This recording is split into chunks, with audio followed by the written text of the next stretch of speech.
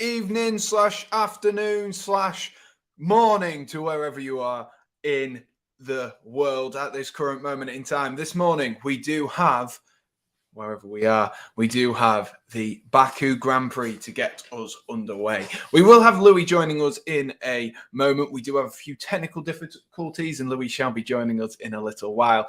So hopefully he will be on shortly, and then we can really dive into everything. But I thought we should get ourselves underway and go in afternoon to, or morning, should I say, to Fraser. This is a weird one, doing something in the morning.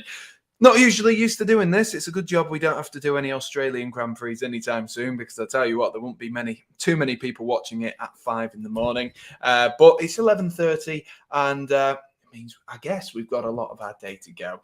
But we do have 51 laps of the Baku street circuit in Azerbaijan, and it should be more than fantastic, this Grand Prix. I'm looking forward to it, and it's a Grand Prix that historically, well, I guess drivers have got the better of it, but overall, we've had 5 different winners from 5 different Grand Prix, excluding the European Grand Prix.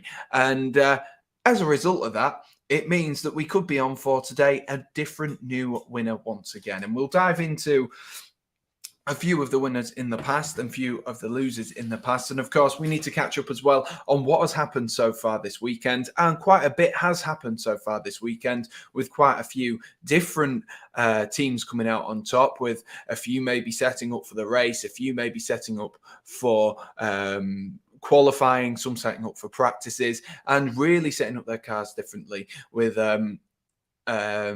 lots of different teams really sort of benefiting from that. And we had a fantastic pole position lap from Charles Leclerc yesterday. The fastest, of course, the fastest lap of Q3, but the fastest lap we have seen at all this weekend, with a 1:41.3. And it should be interesting to see how he gets on his 6th pole of the season. But poles, as we've known, don't usually give Charles Leclerc, they give Charles Leclerc wins. All of Charles Leclerc wins have come from pole. But this season in particular, we have seen that pole position might not be as important as we think, as Sergio Perez and Max Verstappen have been able to pick up wins along the way. And what we will do is we're going to take a look quickly, whilst we still wait for Louis George. We will take a quick look at the drivers' standings, and that's what we're going to take a look at first. And afternoon to Oliver, or morning, should I say, to Oliver. Hope you're doing well, mate. Hope you are doing well. And yes, I've got myself a haircut because I am going on holiday this week. I'm off to see Erin in Italy, which I'm super excited about. So hopefully the fresh trim looks nice and decent. And I think it don't look bad. Got the beard all trimmed up as well. But if I share my screen really quickly for you guys, as you can see, Max Verstappen lurking over my right shoulder.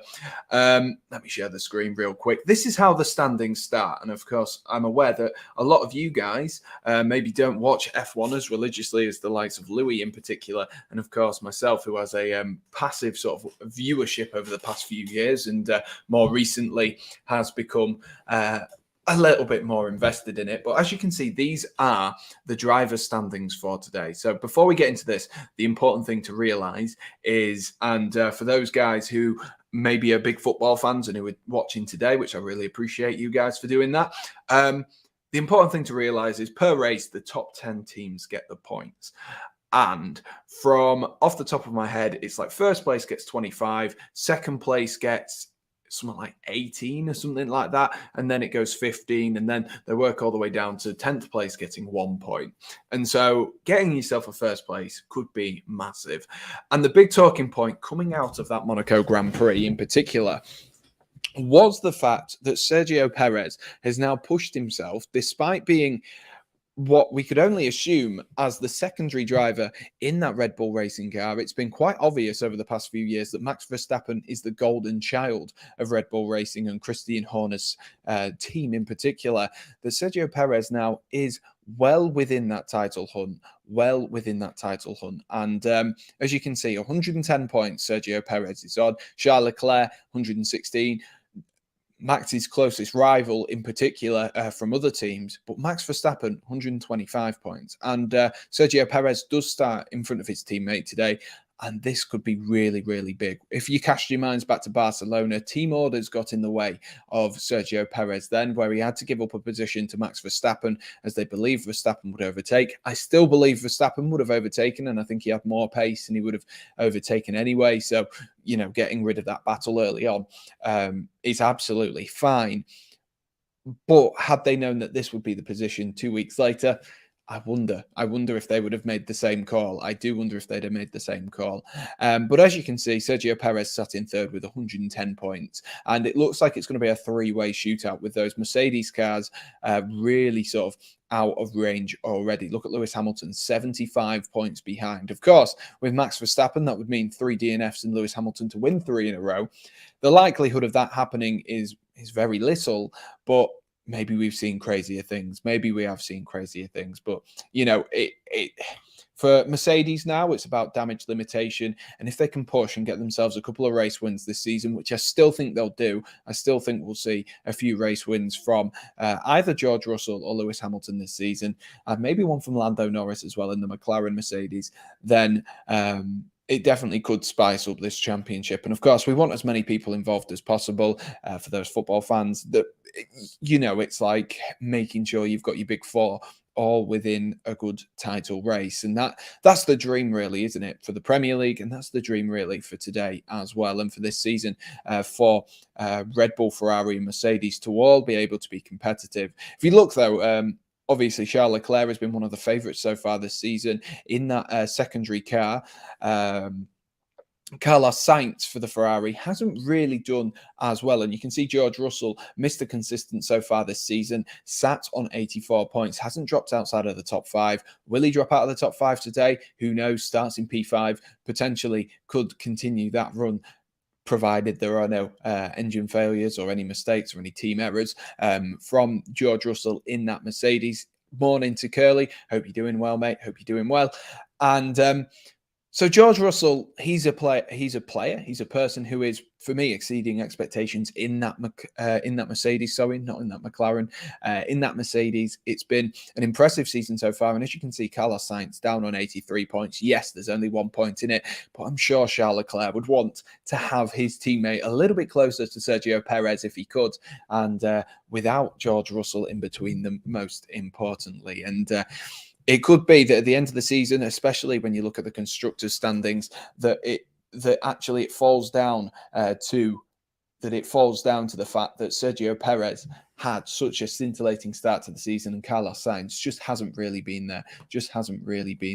Only the best can win in Baku, and I'm sure that's a reference to Daniel Ricciardo and Curly's absolute love and delight for that man, and I really, really cannot blame him, to be honest with you.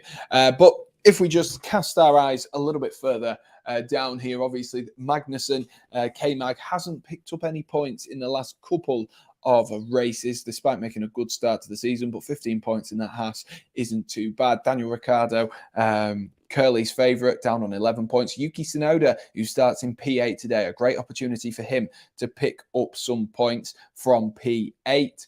Hopefully for Yuki Tsunoda's sake, he can do that. And another person who's got a great opportunity to get some points, I say, it's a great opportunity for Yuki Tsunoda. Pierre Gasly today starts in 6th place, Pierre Gasly does, and currently on 6 points. So, maintains that position today, could be in with a high point scoring. And Curly says, up the Lance Stroll for the first retirement. Absolutely. He managed to help Danny Rick get through there. He definitely helped Danny Rick get through there. And as you can see at the bottom there, Mick Schumacher, desperately unlucky not to have got himself into Q3 a few weeks ago, and just doesn't look like he's going to be picking up a point anytime soon, I'm afraid. Guan Yu Zhou is a person I think we should just take a moment to look at. He did really well in Q1 yesterday in qualifying 1. I think he was in about 8th place, and then Q2 with that, was it a crash to Lance Stroll? I think that will be what Curly is referring to as well, the crash to Lance Stroll. Guan Yu Zhou didn't get himself able to better that time and ended up going out in Q2 despite showing good pace. So the Alfa Romeo, maybe we've not seen the best of it so far this weekend. And be looking to do a little bit more. So Mick Schumacher, Nico Hülkenberg, and Nicholas Latifi all on 0 points. Of course, Nico Hülkenberg is the reserve driver for Aston Martin, and he raced when Sebastian Vettel did have COVID. And so that is the driver's standings so far. And let me just cast and have a look over on if I can find today's race standings. That would be absolutely fantastic for the great timing that Louis is just joining us. So give me 2 seconds to set this up on the screen correctly, and then we shall invite, here he is, Louis George Edwards. Hello, Louis. Good morning to you. I'm hoping I can hear you and that I've not put myself on mute. Hopefully. But how are you? I'm good, thanks. Yeah, forgive my laptop. It's still kind of booting up right now. So I might be a bit slow for a little while. But yeah, good. Finally here. It took a long time. Took a long time. I know how that feels. I had my my laptop, my old Lenovo, but I've fortunately got myself a nice, tasty upgrade. Curly says Nico Hülkenberg deserves better. He most certainly does. What a legend! What a legend! I can't believe that man. He's like been one of the most inconsistent people from what I can work out. He's never had a podium, which is quite surprising considering he has had a long career in Formula One. And that's pretty mental. But let's have a look then. This is how we will be starting today following qualifying. And as you can see, as I've mentioned and alluded to earlier on, Charles Leclerc will be starting from pole today with Sergio Perez and Max Verstappen. Charles Leclerc, he came up clutch yesterday. He shaved off, what was it, half a second off Carlos Sainz's best time in that final run, nearly half a second. Where did he get that from? That was unbelievable. No toe, no nothing. And he just found half a second. I don't know how he did it. It's the wonder of street circuits, I find. The fact that there is always time to be found. And in Formula One, there's no lap is ever considered the perfect lap. So no matter how quick someone goes, theoretically someone can go faster. But half a second is miserly impressive from Charles Leclerc. You see how close he was getting to the barriers so often during that quality lap. He was really pushing it on the edge, and just lap time in the right areas and just really capitalised on where Sainz was weaker and did an amazing job to then stick it on pole by quite a margin, even to the Red Bulls by quite a margin. Yeah, it's a monumental margin to the Red Bulls as well. And like you were looking at Max was going, what was he? He was purple in the first sector. Look at that first sector. If you were to look at that first sector time, I can't find it, to be fair. If I can try and find it, I will. But if on his first sector time, Max was purple. Second sector, he was absolutely flying as well. And third sector, I don't know how Charles Leclerc did it. He absolutely flew around. And he was fantastic. He was fantastic all yesterday. And then Sergio Perez, of course, came in, and I mentioned it earlier on, looking like he could be in with a sniff of the title at this current early stage. Still plenty of races to go so far in the season, but still with an early sniff and an early chance to get himself into a title challenger. Maybe we could see a Nico Rosberg, Lewis Hamilton style finish for the Red Bulls come the end of the season. That's what we can hope for. That's what we can hope for. But Sergio Perez is too nice. That's the problem. Neither Nico Rosberg or Lewis Hamilton ever wanted to back down, whereas Sergio Perez is too nice, I think. But maybe we'll see the elbows come out at some point during the season. I'm sure he won't be as quick to take team orders as he was in Australia, if that is the case. Just moving a little bit further down then, Carlos Sainz in the other Ferrari, like we said, he did have provisional pole, but he messed up that first sector, backed out of his lap. There was no point in him trying to regain that lap in any way, shape or form. He was about 3-4 tenths down from the first sector. So there's no point in trying to push yourself really hard and potentially give yourself an issue. And, you were already pretty much guaranteed top 4. He's got himself 4th.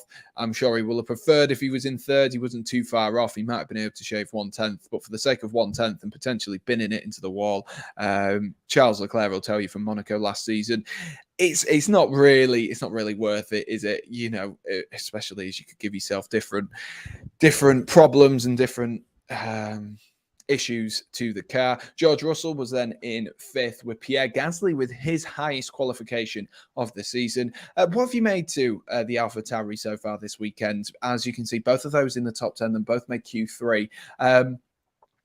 Quite impressive, really, for Pierre Gasly. I know he's got the caliber to finish in that top 6 in terms of for qualification, but a little bit surprising maybe that he's come out P6 this weekend. I don't know. I think there was definitely some indication in Monaco last weekend. I know it's very different, but the fact that there seemed to have been some improvement to this AlphaTauri car, and Gasly was vastly unlucky last weekend not to finish higher because of his basically his poor form in qualifying, and then Yuki had just an awful race, which then just stuck him to the back of at the back. So. No, there's definitely potential in that AlphaTauri. And the thing is, like, AlphaTauri is such an odd team. They are so inconsistent. They are so up and down. And last year, that was kind of forgiven just by how good Pierre Gasly was doing. But it looks like they're starting to get a wrap on things. You know, the fact that Gasly's, ahead of the Mercedes and Yuki's just behind. He's in the top 10. He's ahead of the Alpines, which they need for the championship. They're ahead of the Aston Martins again, the people that they're going to be challenging this year for the in the constructors. It's a great job by AlphaTauri, and if the top speed is to be believed with this Honda engine, they should do quite well. Because Red Bull have been banging on and saying that their engine is quicker than Ferrari's here, and I think AlphaTauri have also shown that is a very competitive car. Yeah, absolutely. And that engine, I think we saw it yesterday. I think, what was it, 339 kilometers per hour they were reaching on the straights, the Red Bulls, which shows that I think it was about 9 kilometers per hour, maybe 9 to about 6 kilometers per hour extra in comparison to the Ferraris, which will definitely give someone like Max Verstappen, who is known, probably the nicest way, known to being quite aggressive. When it comes to his overtakes, he will definitely use that to his advantage if he can use that extra 6 kph to get past. And the AlphaTauris, maybe it'll come to suit them on this track if they've got. Obviously, they'll have a similar sort of setup with them being sister teams rather than junior team. That is what Christian Horner came out and said the other day. That AlphaTauri is no longer a junior team, but a sister team. I wonder if that's because Pierre Gasly now is getting a little bit too old and too experienced to still be technically classed as a junior team, and he's making a shout about that one. But who knows? We'll wait and see. We'll move a little bit further down, and then we've got 2 world champions. No, unfortunately not Daniel Ricciardo, Curly, but Sebastian Vettel and Fernando Alonso, a 2 times world champion and a 4 times world champion, both starting 9 and 10, 2 veterans of it, and who did well to place their cars there. And of course, Sebastian Vettel, was it last year he got himself a podium? I think it was for Aston Martin, and his first podium as well for Aston Martin, and Aston Martin's first podium. So Aston Martin starting on P9, and of course the reason that Fernando Alonso was in the spotlight yesterday. I'm intrigued to know to hear what you think about this, Louis. But Fernando Alonso's dramas in Q1. What are your thoughts on that? I mean, it was good old Fernando Alonso antics. I mean, he learned it from the best. It happened to him in Monaco in 2005, where Michael Schumacher decided to go off at Anthony Noghes and yellow flag Alonso's lap and deny him pole. But no, it was very clever from Alonso. I was very happy because both McLarens were facing the drop, and I was like, oh no, if these guys get a lap done, the McLaren lads might be in trouble. So as soon as I saw the yellow flag prop up and they said, oh, Fernando Alonso's got on turn 15, I was like, very nice, thank you, good one, Fernando, love you.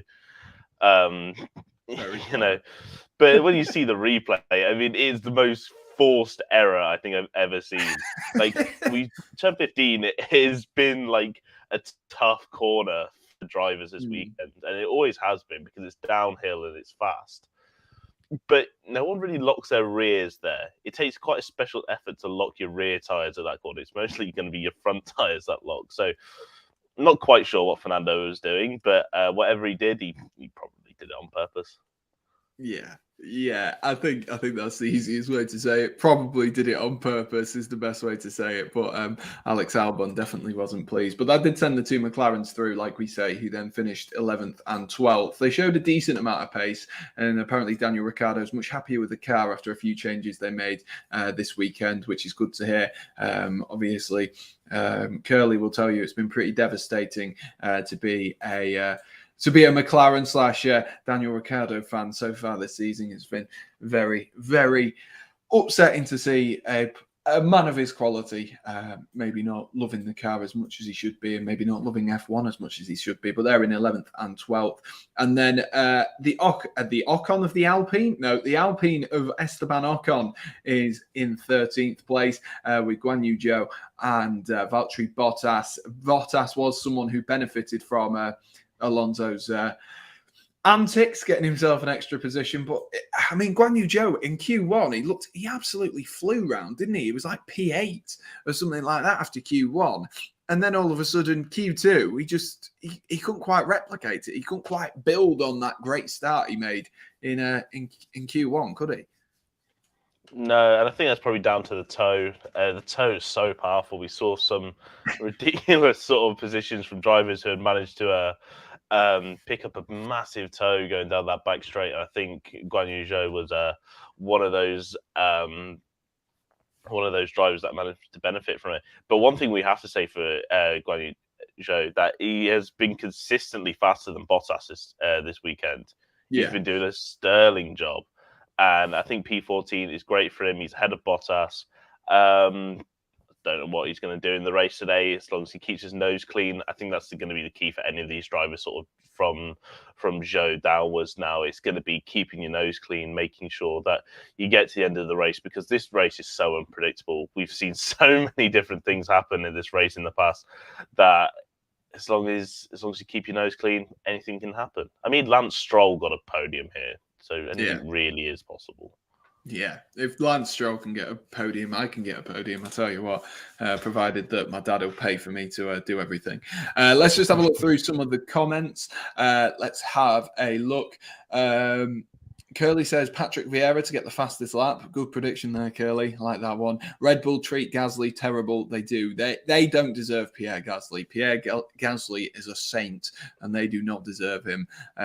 He is part of the reason I'm not a big fan of Red Bull and the way that they run their club, which is ironic because I compared them to Chelsea the other day in my TikTok series. But who knows? Afternoon, Edward. Sorry? I said we treat youth players horrendously as well, to be honest. Yeah, that's very true. That's very true. Farhan says, good morning, Sam. Hope your stream goes well. Morning, Farhan. Hope you're doing well, mate. Hope you're doing well. Afternoon to Bailey, or morning to Bailey as well. Curly says, hope Danny Rick becomes a commentator after he retires. I would love that. I would love that, to hear Danny Rick just talk. That'll be what I'll miss, is just hearing Danny Rick's lovely Australian accent every weekend. And Dino says, unfortunately, Hamilton is finished. Ooh. And Curly says Lance is the Maguire of F1. I'm just going to go grab my drink because I've realised I've left it over there. Louis, do you want to unpack unfortunately Hamilton is finished and give your thoughts on that whilst I go grab my drink? Yeah, I mean, I think it comes down to this generation of cars. I think Mercedes haven't built a great car. For starters, I think it's been quite obvious that Lewis is really struggling, and he really hates his porpoising. Like he really can't drive with it. And George has managed to sort of get a bit more out of it. He's been able to be a bit more consistent. You know, we're talking about Lewis Hamilton has been at the front of the field for the last 8 years now. He has been so on it. He's been, with what do we call it? His car has always been so fast, and now he's in an absolutely dreadful car. And now George Russell has been in a dreadful car for the last God knows how many years, and now he can just sort of live with it. But no, I think Lewis will get there. I think that's it's sort of always been a fact. The fact, like, Lewis drove worse cars than this. Thinking like the 2009 McLaren, that was a dog of a car. That was so bad. Yet he's still won a race in it. Like, Lewis has won a race in every single season he's entered in Formula One. I do have a feeling that may break this season, but I don't think it's down to him. I think that's more going to be down to the fact that this Mercedes isn't a great car, and I think Lewis is just doing the best he can. Yeah, I think that's the best way to say it. Doing the best he can, doing the best of what he can use. Also, a shout out to me for creating a sexy background. I was working on this morning, so the Red Bull looks really sexy driving across the bottom. Never thought I'd say that, but it does look nice driving across the bottom there. Never thought I'd say that a Red Bull car was sexy. However, we are about 3 minutes away, and me and Louis need to work out who's going to be in front of each other, because somehow I was in front last time, and I'm not quite sure on how that one happened. But we are currently looking at. They're doing the turn one thing at Well, I'm just looking at the race lap record. Charles Leclerc does have the fastest. Charles Leclerc does have the fastest lap of the race. Yeah, I'm a little bit behind you then, by the looks of things. Where they're talking, because I'm just at turn one, where they were talking about Vettel and Leclerc. Yes. So, what we'd love to see. Yeah, you could. This time. Yeah. I don't know how you were last time. To be fair, that was absolutely. It's because I'm right. So, like, Now TV, right? This is going to be a little rant about Now TV. They are so inconsistent. It's annoying. Like, my Xbox, it is like a minute behind if I watch it on my phone. So it's pointless. It's like, why? Why is it not in sync? Why is it so far behind? And then if I watch it on my telly, then it's also different. I don't know. It does my head in. So I just want to watch it on my phone today and not watch it on my Xbox. Absolutely. Even though I bet if I put it on my Xbox, it'd be in sync. Yeah, to be fair, we probably would. What was I going to say? Right, Louis, we're about a couple of minutes away, so we might as well let me know your predictions then. So I want your podium prediction, fastest lap prediction, and other than Nicholas Latifi, who is going to be out first? Lance Stroll. And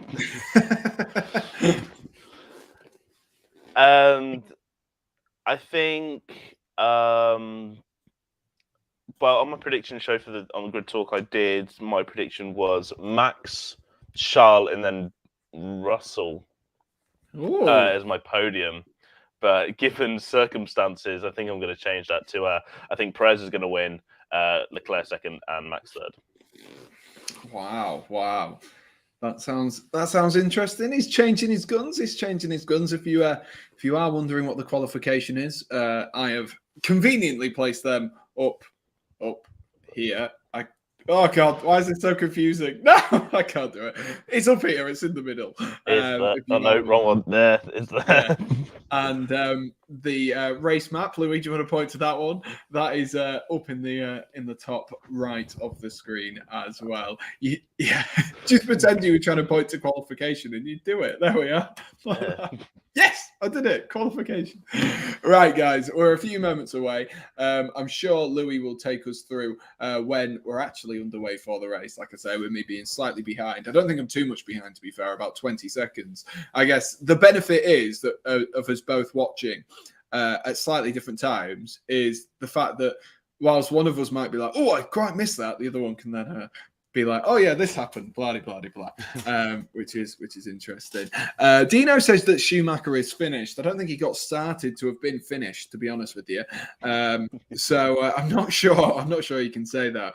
But you know, he's still 23. He's got plenty of time to develop. But I'm sure Haas will be looking to try and get someone a little bit more prestigious, especially considering Kevin Magnussen's picked up 15 points this season. Obviously, a lot of those being at Imola. but even still, he's racked points on the board. And for someone like Mick Schumacher, with the Schumacher name, there's a lot of pressure on him. So far this season. And there always will be with the kind of last name when you've got a dad and an uncle who have been in racing for so long. A sibling as well, I believe, or a cousin who is in... cousin. What's he in now? Cousin that's in... Is he in F2 or F3? Formula 3. Thought he was. There we are. David. See, yeah, I know my Schumachers relatively. Right, I need to give my predictions. I was going to say score predictions then, but I guess that doesn't quite work. So I'm going to go with... I'm just looking at the qualification. Anything can happen. We've had 5 different winners, haven't we? Mm-hmm. We've had 5 different winners. Do we reckon that's going to continue? Oh, God. I reckon... Well, if Leclerc wins, that's a different winner. Yeah, to be fair. I reckon Perez is on an absolute fire at the moment. I think he's going to win to Max Verstappen, and then Charles Leclerc will bottle it once again, and he will finish 3rd. That is my top 3. And my fastest lap, I'm going to go with Lando Norris. I think Lando will get himself another fastest lap following the fastest lap he got at Monaco. And, of course, Lance Stroll and Nicholas Latifi to be the 2 people to crash, as Lance Stroll absolutely hates this track. He had quite a spectacular crash. Was it last year when he had quite a spectacular crash on the... Yeah, he had a puncture. Home straight. Yeah. But, unbelievable. No. That's got a podium in the past, so, you could replicate that somehow. Yeah. It's either here or there. If everyone's starting on the mediums today, that means that's going to be a one-stop. It's going to be a bit boring. I know that both Ferrari, Red Bull, and Mercedes all have a fresh set of the hard tyres, which will probably easily take them to the end of the race, probably with no need for another pit stop if the race goes smoothly. Safety car could always... Which is unlikely here because it has, I think, almost 100% record of a safety car / red flag. So, oh God, we could be here for a while. We could be here for a while. It's a good thing we didn't cover qualifying last year because that went on for almost 3 hours. Yeah, I did hear about that. 4 red flags. As Charles Leclerc lines up on the grid now. I should mention that actually pole is on the outside at Baku. It is, it's a very short run up to turn 1. It is very short. However, Perez is on the inside, so Charles will have to cover that as soon as possible because the run is short. He can afford to brake really late. Remember, the braking zone here is usually about between 100, 150, 100 meters, but that's when you're doing over 300, almost 400 kilometers an hour. Yeah. When you're just off the line doing just about 100 kilometers an hour, you can brake from less than 50 meters into the first corner. So a lunge could be on the cards here from Sergio Perez, especially if he wants to get out ahead. But otherwise, he's going to probably try and use that speed advantage down the back straight if he can just stay with Charles Leclerc across the first lap as Mick Schumacher arrives on the back. Well, I'll let you take it away then, Louis, for particularly the first corner. Well, we have 5 red lights, and it's lights out, and it's a brilliant start from Charles Leclerc. Brilliant start from Perez, though, and he's dived at the inside. He's taking the lead. Charles Leclerc locks up, and now he's under a big threat from Max Verstappen. Verstappen looks to dive at the inside of turn 2, doesn't quite make it. Carlos Sainz behind, and then it's George Russell, but it's Perez who now leads. It's all been clean through the first 2 corners. We haven't seen that in recent years. I know, I was thinking that. Verstappen now having to actually defend from Carlos Sainz as George Russell then had to look at Sainz, but it's all been quite neat. It's quite orderly. There's no big issues that have happened so far. Oh, as Yuki Tsunoda and Fernando Alonso get very close. But yeah, Perez leads. Perez leads early on. Curly says he's going to have to watch your stream on a delay because he's behind. That's absolutely fine. I'm behind Louis anyway, so at least you guys have the option to pause it. Verstappen is fearless. He most certainly is. He's one of the most aggressive drivers out there. There is an investigation as well. Starting grid incident involving, I'm assuming that's Latifi under investigation. Didn't see quite what happened there. There was so much excitement going on at the beginning. Probably either it would have been a jump start or he was out of position. Well, let's see if the jump start has benefited him, because we all know, well, at least I do anyway, from F1, that jump starts are a lot easier than you think. It's me every time on F1 2021. It's just me. Jump start. There we are. Good stuff. I mean, Latifi hasn't moved anywhere, so if it was a jump start, he didn't make the most of it, did he? He went down 2 places, and Lance Stroll's come up 2, so he is the biggest mover upwards, and Vettel and Tsunoda swapping round. So it's really been, at the moment, not too many overtakes, which is which is really what this place is known for. He's rolling, and he got overtaken by Kevin Magnussen. So he's down a place.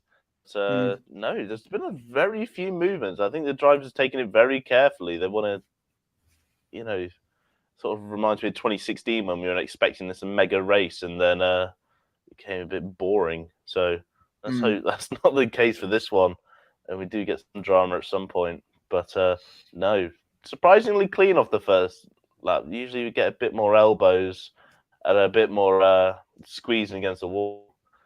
Oh, Verstappen got a really good start, didn't he? Verstappen did. He was if he'd been starting on the front row there, Verstappen, I think he would have been away and clear. He was so close to almost driving into the back of Charles Leclerc that he actually had to stop himself because he got too good a start almost, and didn't have anywhere to move because obviously his teammate was on the inside of the Monegascan. But I'm just trying to see if there was anything going down there. There was a bit of a lock-up as well, wasn't there, from Charles Leclerc into that first corner? Yeah, it's a big lock-up. Hopefully that's not created too much of a flat spot, otherwise that's going to cause problems. But and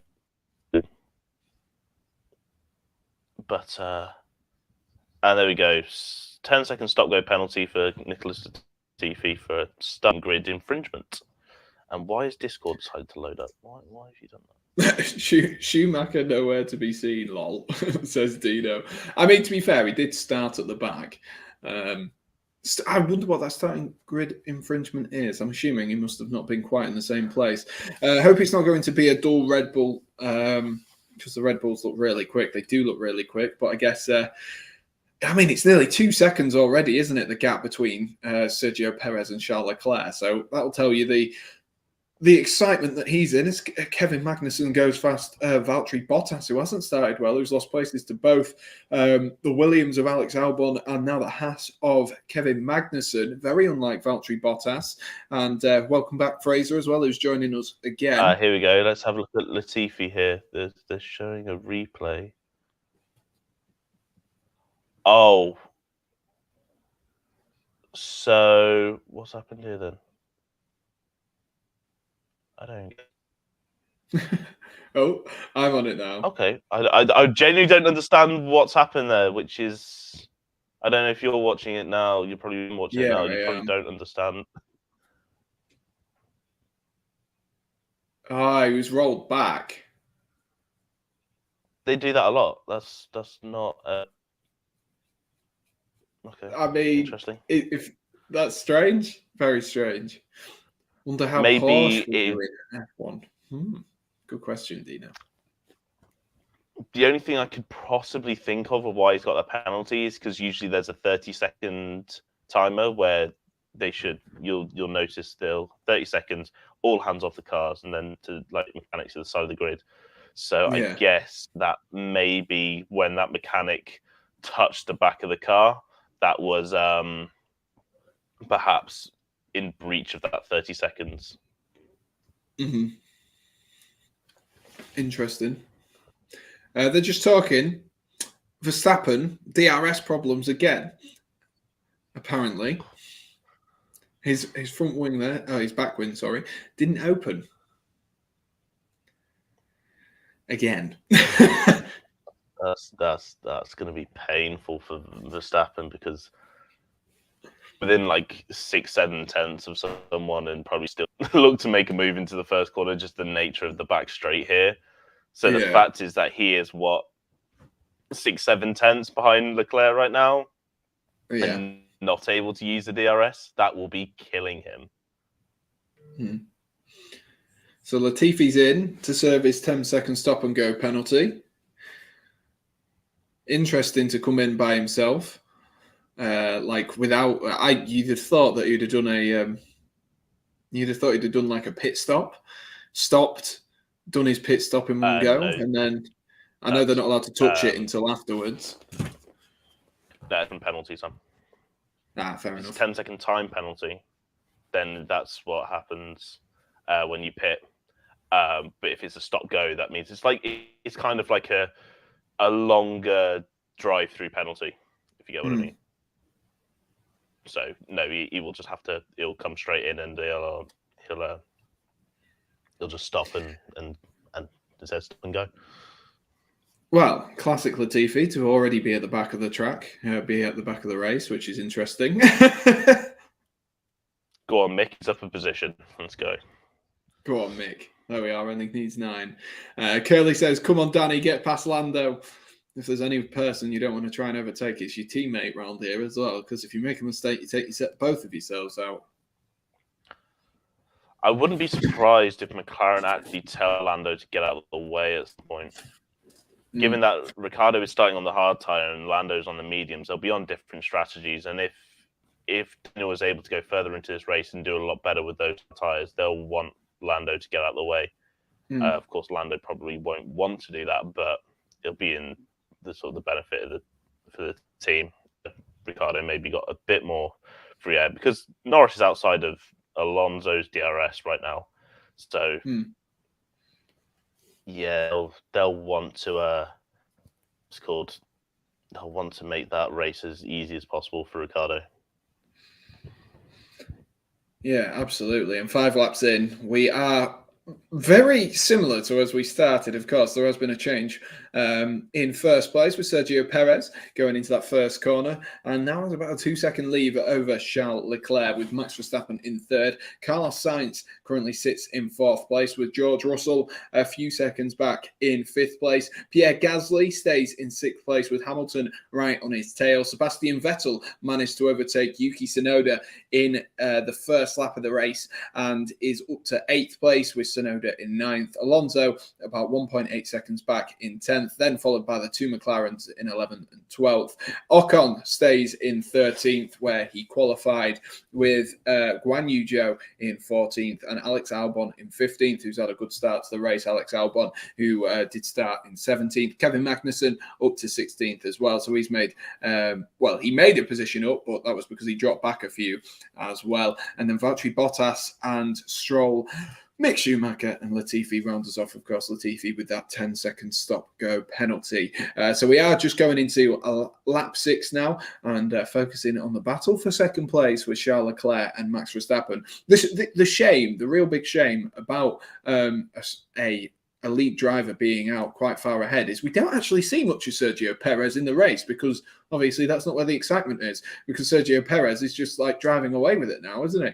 And I feel like we're not going to see much of him today if he carries on in this manner.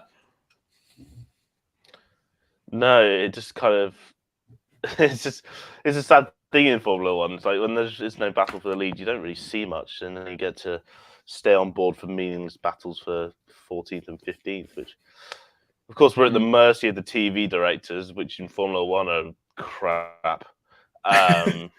So, we get to see good battles down the field sometimes, but I think right now they're focusing on Gasly and Hamilton right now. Hamilton actually put in a bit of a shift now. He's within DRS of Pierre Gasly, but that Mercedes isn't the greatest down the straight. And of course, Hamilton's what's it called? Porpoise. Oh, they've just cut away from it. That's nice. Class. As we're on board with Max Verstappen, nowhere near Charles Leclerc to be able to make an overtake. And you're going to be so annoyed if Hamilton's overtaken Gasly. No, if we missed out. Now 1.2 seconds.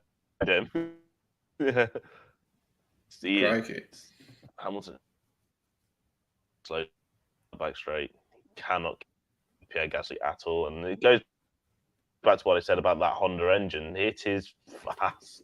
Yeah. Dino said Red Bulls are rapid. They most certainly are. They most certainly are. And but Max is very close now. Yeah, Max will have him soon. You'd like to think he's just edging closer in every braking zone, isn't he, Max Verstappen? Edging closer, trying to work out where to go. But of course, you get to the castle section in particular, and there's not any room at all to overtake during that section, unless you're going to be really bold and really risky. But one of the tightest sections on the F1 calendar, and it definitely does make for some interesting viewing, is the best way to say it, for some interesting viewing. I'm quite impressed that we've gone 7 laps so far at the beginning of this, considering the amount of chaos we've had in recent years, for us to have gone 7 laps and yet to have a retiree.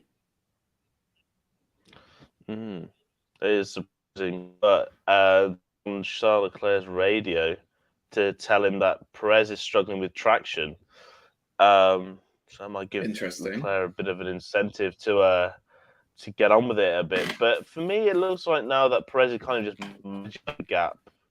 It's not really. He's not setting off into the distance, which I don't think Max will be too happy with, because of the fact that he's still giving Charles Leclerc a bit of a toe down that back straight. He's getting so close, but he just can't. It's not quite close enough. Well, it's up to about 4 seconds, isn't it, that toe down that back straight. That's what they were saying the other day. You sort of feel, obviously, the closer you are, the bigger you feel the impact of it. But so he definitely will be catching something down there and just making it a little bit more difficult for Max Verstappen, his Red Bull teammate, to overtake Charles Leclerc. Yeah. Oh. All right, here we go. Here's the start of the McLaren team order battle. As I predicted would happen, Ricciardo's just come onto the radio and told him that if Lando has no more pace, well, he has more. So that is a very subtle nod, wink, wink, let me pass, please, to the team strategists. Because they've not really caught up with Fernando Alonso whatsoever. And if anything, to be fair, Danny Rick's dropped off the back of Lando Norris, which is a little bit strange. Maybe he thinks, I'm behind my teammate, save the tyres. No point in pushing. Yeah, there's no point in staying so close by, because you will just chew up your tyres. I mean, you look at the sort of the intervals on the side, and there's I can only see one driver within DRS right now. Not even Max. Yeah. He's now dropped off the back of Leclerc a bit. I can only see Zhou on the back of Ocon. But yeah, it's not looking great at the moment for action, which I'm surprised about. Yeah, which is definitely quite surprising. Curly says, why McLaren team orders? And then crying faces. Curly is a big Daniel Ricciardo fan. As Lando Norris did just momentarily move into DRS zone of Fernando Alonso. But it's really spread out, isn't it? From that front three, who were separated by maybe 3 seconds, further back, it's 4 seconds to 5 seconds to Carlos Sainz, 4 seconds to Russell. It's quite a big gap, isn't it, between sort of the top 3 and then to about Vettel in 8th. Whoa, and Sainz, I think it's just gone straight on. Was that? Yes, it was Carlos Sainz. He has gone straight on, and he's in the escape roads. I thought I saw him in the background. They were showing Leclerc and Max. And I was like, the Ferrari's gone long there. Yeah, I just saw that. Yeah, I did just see that. That was Carlos Sainz. Yeah, you're absolutely right. Who's just ran off there and seems to be stuck. 1 minute. His brakes have gone. So that's it. That's the end of his race. Is he out again? Oh, Carlos Sainz does Brake. not get much luck, does he? Yeah, his brakes went brake by wire failure. That's rough. That is really rough.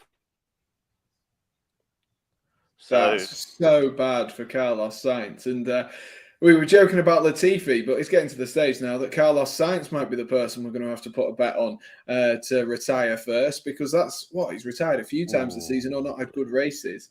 But that'll be a yellow flag in sector VSC. 1. Virtual safety car. I don't have a virtual safety car one. I don't have a virtual one. I didn't come this prepared. And Leclerc is pitting. Look, it covers up the thing at the top anyway, so it is a virtual safety car, though. I know what we could do. And Leclerc is pitted. I think we should mention that. Both Red Bulls have stayed. Yep. He's put on a set of hard tyres. He's pitted. Russell has pitted. Gasly has pitted. So now and Hamilton's in the pits. Vettel, Tsunoda. All but the 2 Red Bulls seem to be in the pits right now. Oh no, Alonso stayed out. Norris has stayed out. Ricciardo has also stayed out. Guan Yu Zhou is now into the pits. Kevin Magnussen in the pits. Alex Albon. They're all taking advantage of this virtual safety car. To get themselves a bit of a free pit stop. It's not really a free pit stop, but it's a free-ish pit stop.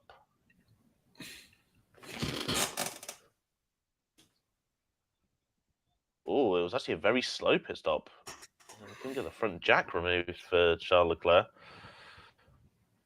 But that still is not going to matter because, well, the Red Bulls have now really got to push. Or if the virtual safety car stays out for the time being, and Perez and Verstappen can get into the pits. Let's see what they're saying.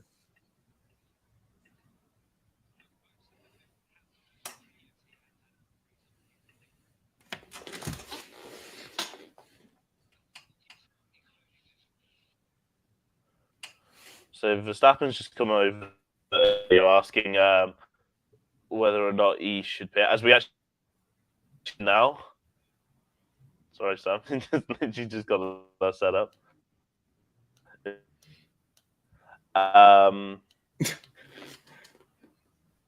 But no, Red Bull have lost out on that opportunity to get a free pit stop. And he has, yeah.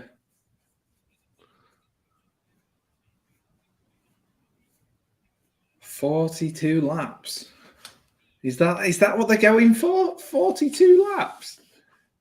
Oh, Charles Leclerc looking to go 42 laps on the Azerbaijan Grand Prix. Who knows? Jordan Spencer just joined us, and he says, "Sexy boy ships." He's already in here flirting with Curly, so we will ignore both of them. We can let them have their time. And I now need to get rid of the virtual safety car thing again after I put all that time and effort into creating a virtual safety car thing. We are back fully racing here. Charles Leclerc now 12 seconds off the back of Max Verstappen. Like we say, got a bit of a free pit stop there. Didn't quite fall back as much as he would have, and maybe looking to go the full length now towards the end of the race and go for an extended one stop. I think for the 2 stop there were people were expecting to come in about laps 12 to about 15, and the 1 stop was about lap 15 to 18. So a lot further, but if there's another safety car, who knows? He could actually benefit from this massively if there's another safety car, and the likelihood is around Baku that there will be another safety car.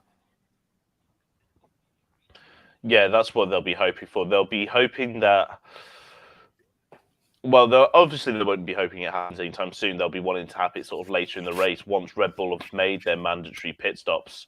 So what they'll do now is Leclerc won't be like pushing to get onto the back of Verstappen right now. He'll be wanting to at least make sure that he's still ahead by the time that they come in to do their pit stops.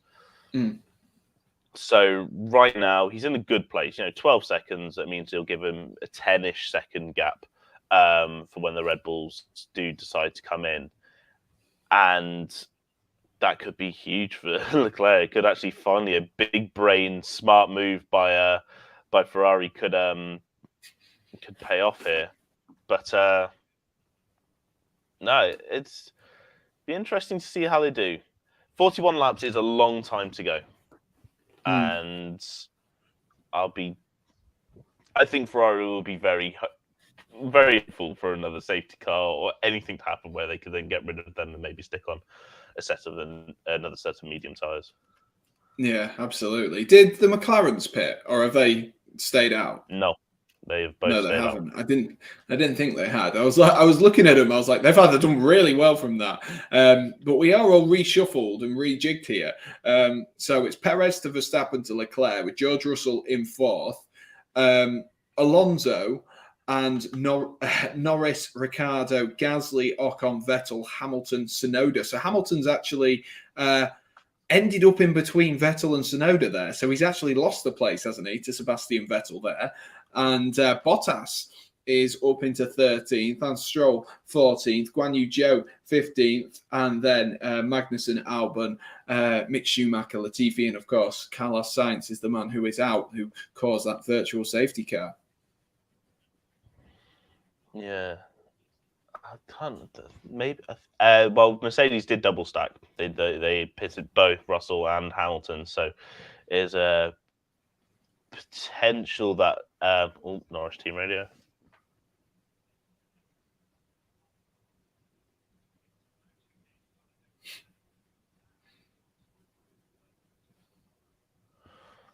So Norris has been told that about the pit stop situation. And he's been basically told that they're either doing a 2-stop. They've now reverted the drivers that pitted are either doing a 2-stop or doing a bad 1-stop. So I don't think McLaren think that these hard tyres are going to be able to make it to the end. Therefore, they are going. It would seem that they are all going to be hoping that there is some sort of safety car, red flag, or anything to make sure that they can get off those tyres. Which is interesting, and I guess the benefit as well that McLaren did have, because they've started Danny Rick and Lando on different strategies, whereas a lot of other people just started everyone on the medium. So I guess that is the benefit that they've had, as Sebastian Vettel tries to go up the inside there of Esteban Ocon. Didn't quite have the legs, was a little bit too far back there, but like I say, with oh, Louis, what's that face for? Am I going to experience something here? Keep watching. Between Esteban Ocon and Vettel. Let's see. Vettel does have DRS. He goes down around the outside. Turns. Sebastian Vettel. Oh, my God. Hamilton and Tsunoda will say thank you, but Vettel just locked up there, didn't he? Going into, what was that, turn 3? Yeah, he's completely clear as well. He was past. He didn't have to brake all that late. He was already by, locks up, and then he bailed out really late. Yeah, he was a long way past as well, wasn't he? He was a long way past. And I tell you what, as well, when he spun the car back round as well, he was very close to smacking the backside of the car on the wall as well.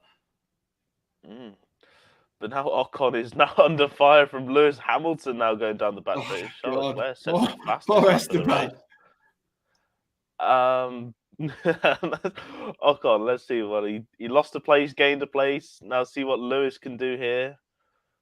That Mercedes just doesn't seem to be gaining on him at all. No, it doesn't in the straights. But that was the thing they were saying about the Alpine. The Alpine team looked like they'd been building this team for the race. Building the car for the race, and that's what they've been saying all weekend. It looked like they weren't going for qualifying pace, but race pace. So maybe that's why Hamilton's just dropping off the back every time. But he's going to have another go here into turn 3 again. Just doesn't look like he's gaining. I don't know what it is. That's just the seeing is just costing massive straight line speed. But even with DRS, I could not see that gap diminishing at all.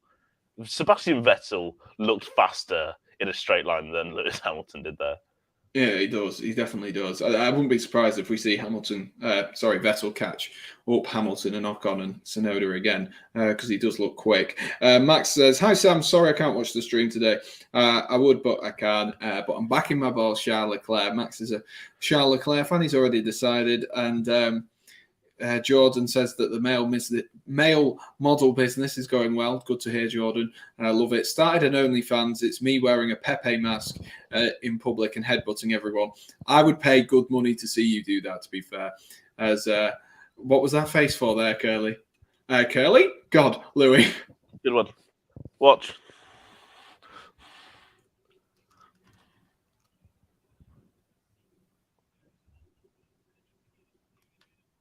Oh, Max Verstappen takes the lead.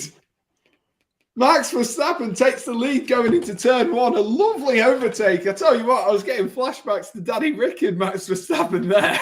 I really was. I was like, oh, God. That's a really good overtake. A really, really good overtake. I'm assuming that wasn't team orders as well, because Max came from a long way back there, didn't he? I'm not quite sure. It did look maybe a little easy.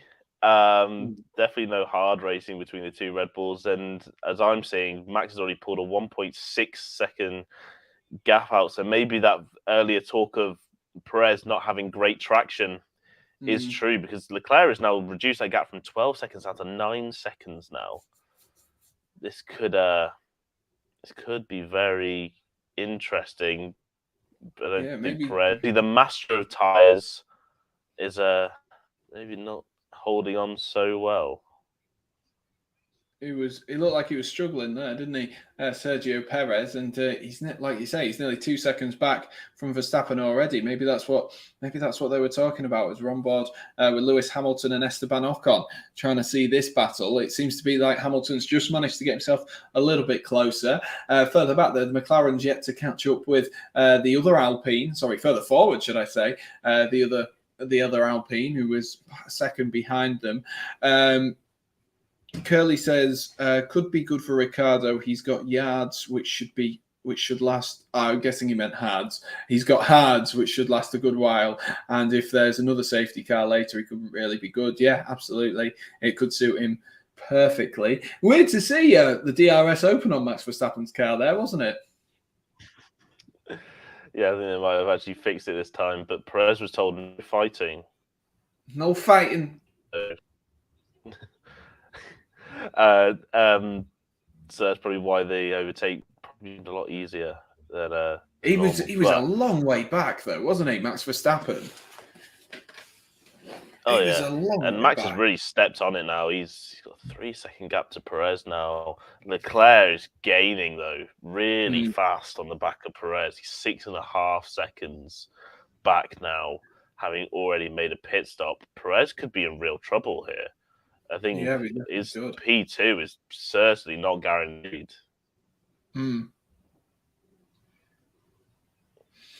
At this rate, though, Red Bull are going to have the... I was going to say, at this rate, as we look at Carlos Sainz, Red Bull are going to easily have the constructors under wraps, because Carlos Sainz can't seem to finish a race at the moment. He seems to be struggling a little bit, doesn't he? Curly says, that's it, race done. Clear Max win. God damn it, says Curly. We've seen a lot more drastic things happen at Azerbaijan. Don't give up hope yet, Curly. Danny Rick can still win. Oh, the Red Bull crew are coming out. They, I imagine they're going to box Perez first. Let's see this. I can't see. So. Who is it? Yeah, they're boxing Perez first, sticking him on a set of hard tires now. Oh, very slow stop. Very slow stop. 5.7 seconds. That is.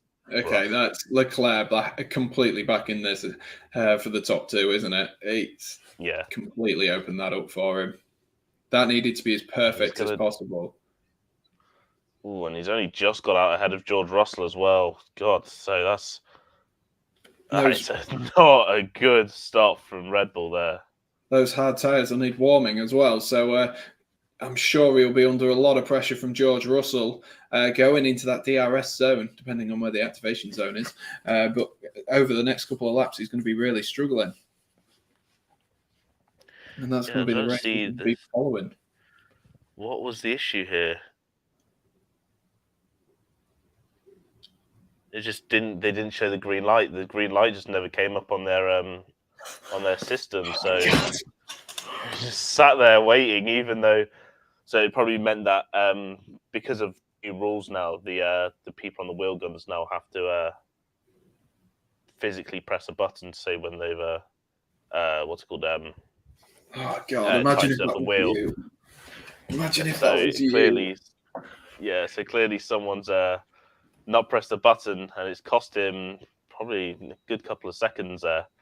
And potentially 2 places as well, if Russell can squeeze away past him. But it does look like Perez has managed to get them up to temperature pretty quickly. He's managed to pull out 1.2 seconds, as far as I am aware. Yeah, it's now to 1.7. But Norris is right on the diffuser of Fernando Alonso here. We actually might see some forward progress from these McLarens finally. I did think that. I literally just looked and saw Danny Rick was about less than a second behind his McLaren teammate, and was like, Alonso must be holding everyone up again. Classic Fernando Alonso at the moment to hold everyone up. That McLaren is so slow in a straight line. It's unreal. Yeah, it definitely looks it. At least they've both got the toe off each other, though. That's the only benefit. The train is starting to develop here behind Fernando Alonso again. He's got Norris, Ricciardo, and Gasly for company. Esteban Ocon is not all that far behind with Lewis Hamilton and Yuki Tsunoda and Sebastian Vettel in tow. So, oh God! Oh God! As Lewis Hamilton goes at the inside of Esteban Ocon, and he's made it. He's done it. Fair play. Great move. And now he's got a bit of open road as well. He's got about 6 seconds to work with, hasn't he, Lewis Hamilton? That move down into turn 3 just kind of squeezes Ocon out of the way there, doesn't he? He has the racing line. He has the better inside line and just squeezes him out of the way. And now 6 seconds to make up. But with the pace that Alpine seems to be showing, he seems to be holding up, particularly Fernando Alonso, seems to be holding up Norris, Gasly, and Ricciardo. So Hamilton might just be able to benefit from this and use this little bit of fresh air to sort of burst into as Max Verstappen's going to be into the pit as well at the end of this lap. Yeah, he is just pitting on my screen. 3.9 second pit stop. Not amazing. No, still not the quickest. Yeah, but so hard tyres for Max. They reckon they're going to be able to go to the end. Sergio Perez has just put in the fastest lap race, actually. As Fernando Alonso, is he in the pits? Yeah, he's in the pits. I was wondering, it's like, where's I was like, why are the 2 McLarens just fighting each other and not? And there's no Fernando. Like, is he gone? Just rammed Alonso off. Train behind Alonso forming. Yes, says Curly. Vintage Hamilton as well, says Curly. And there's just Fernando Alonso just turning and channeling his inner Jarno Trulli over the last few races and just holding everyone up. And Curly doesn't know who Jarno Trulli is, by the way, Louis. So I called him a fake F1 fan. If I know who Jarno Trulli is, you've got to know who Jarno Trulli and Timo Glock are, the dream Toyota team. They're legends of the game. The cult heroes. My second favourite team now.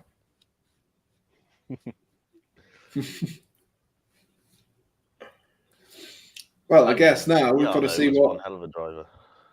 Yeah, he was. Yeah, he was. He got that race win at Monaco, didn't he? Yeah. If you're going to have one race win all the year, it might as well be.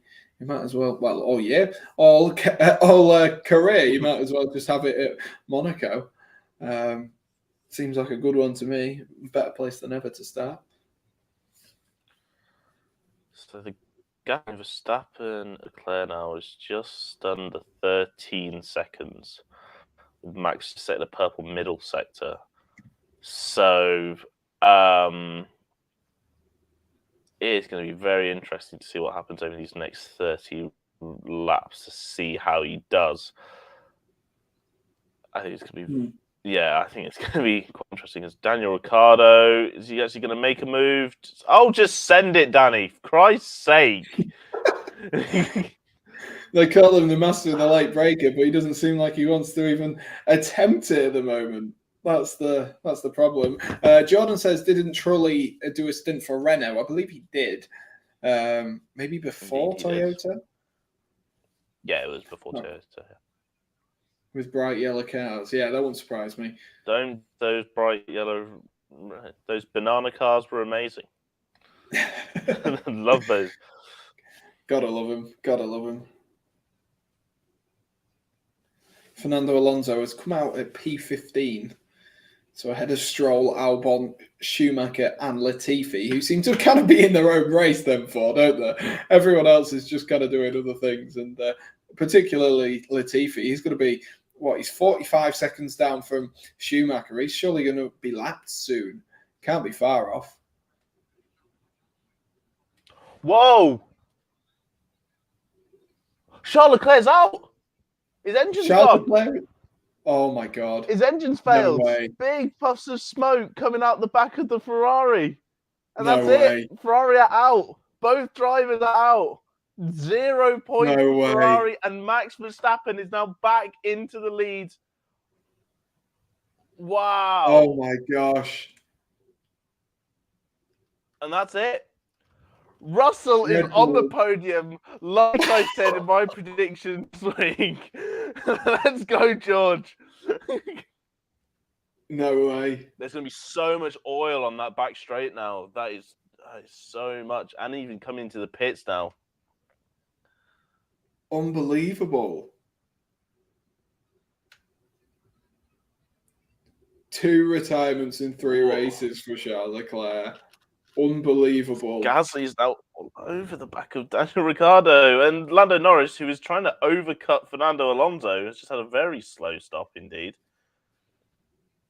Oh, go on, Daddy Rick. And I think Hamilton goes up to 7th because of that Norris pit as well. Oh, I cannot believe both Ferraris are out. Wow. Quality Italian engineering strikes again, says Jordan. Curly put, ha ha ha, brilliant. God. Gasly's well on the back. I tell you what, this is shaping up nicely for Danny Rick. This is so bad. It's such a shame. I cannot believe it. Such a shame. It's been a while since we've seen a engine blowout like that. That is not something you often see in F1 these days. Just the engine just going kaboom, but wow. And given the fact that this is now Leclerc's 2nd engine failure, that means he is guaranteed penalties in races to come now. So that's even worse. That's even worse for Charles Leclerc, and his day goes from bad to worse. Overtaken on the first corner, and now the engine goes. I mean, you've really got to think that the engine would have been going by this point anyway. If it was going to go, it was always going to go. You most of the time you like to think. And Curly says, I'm all in for Perez now. Anyone but Max. I must say I prefer Perez to Max. Yes, Charles Leclerc is out. Charles Leclerc is out.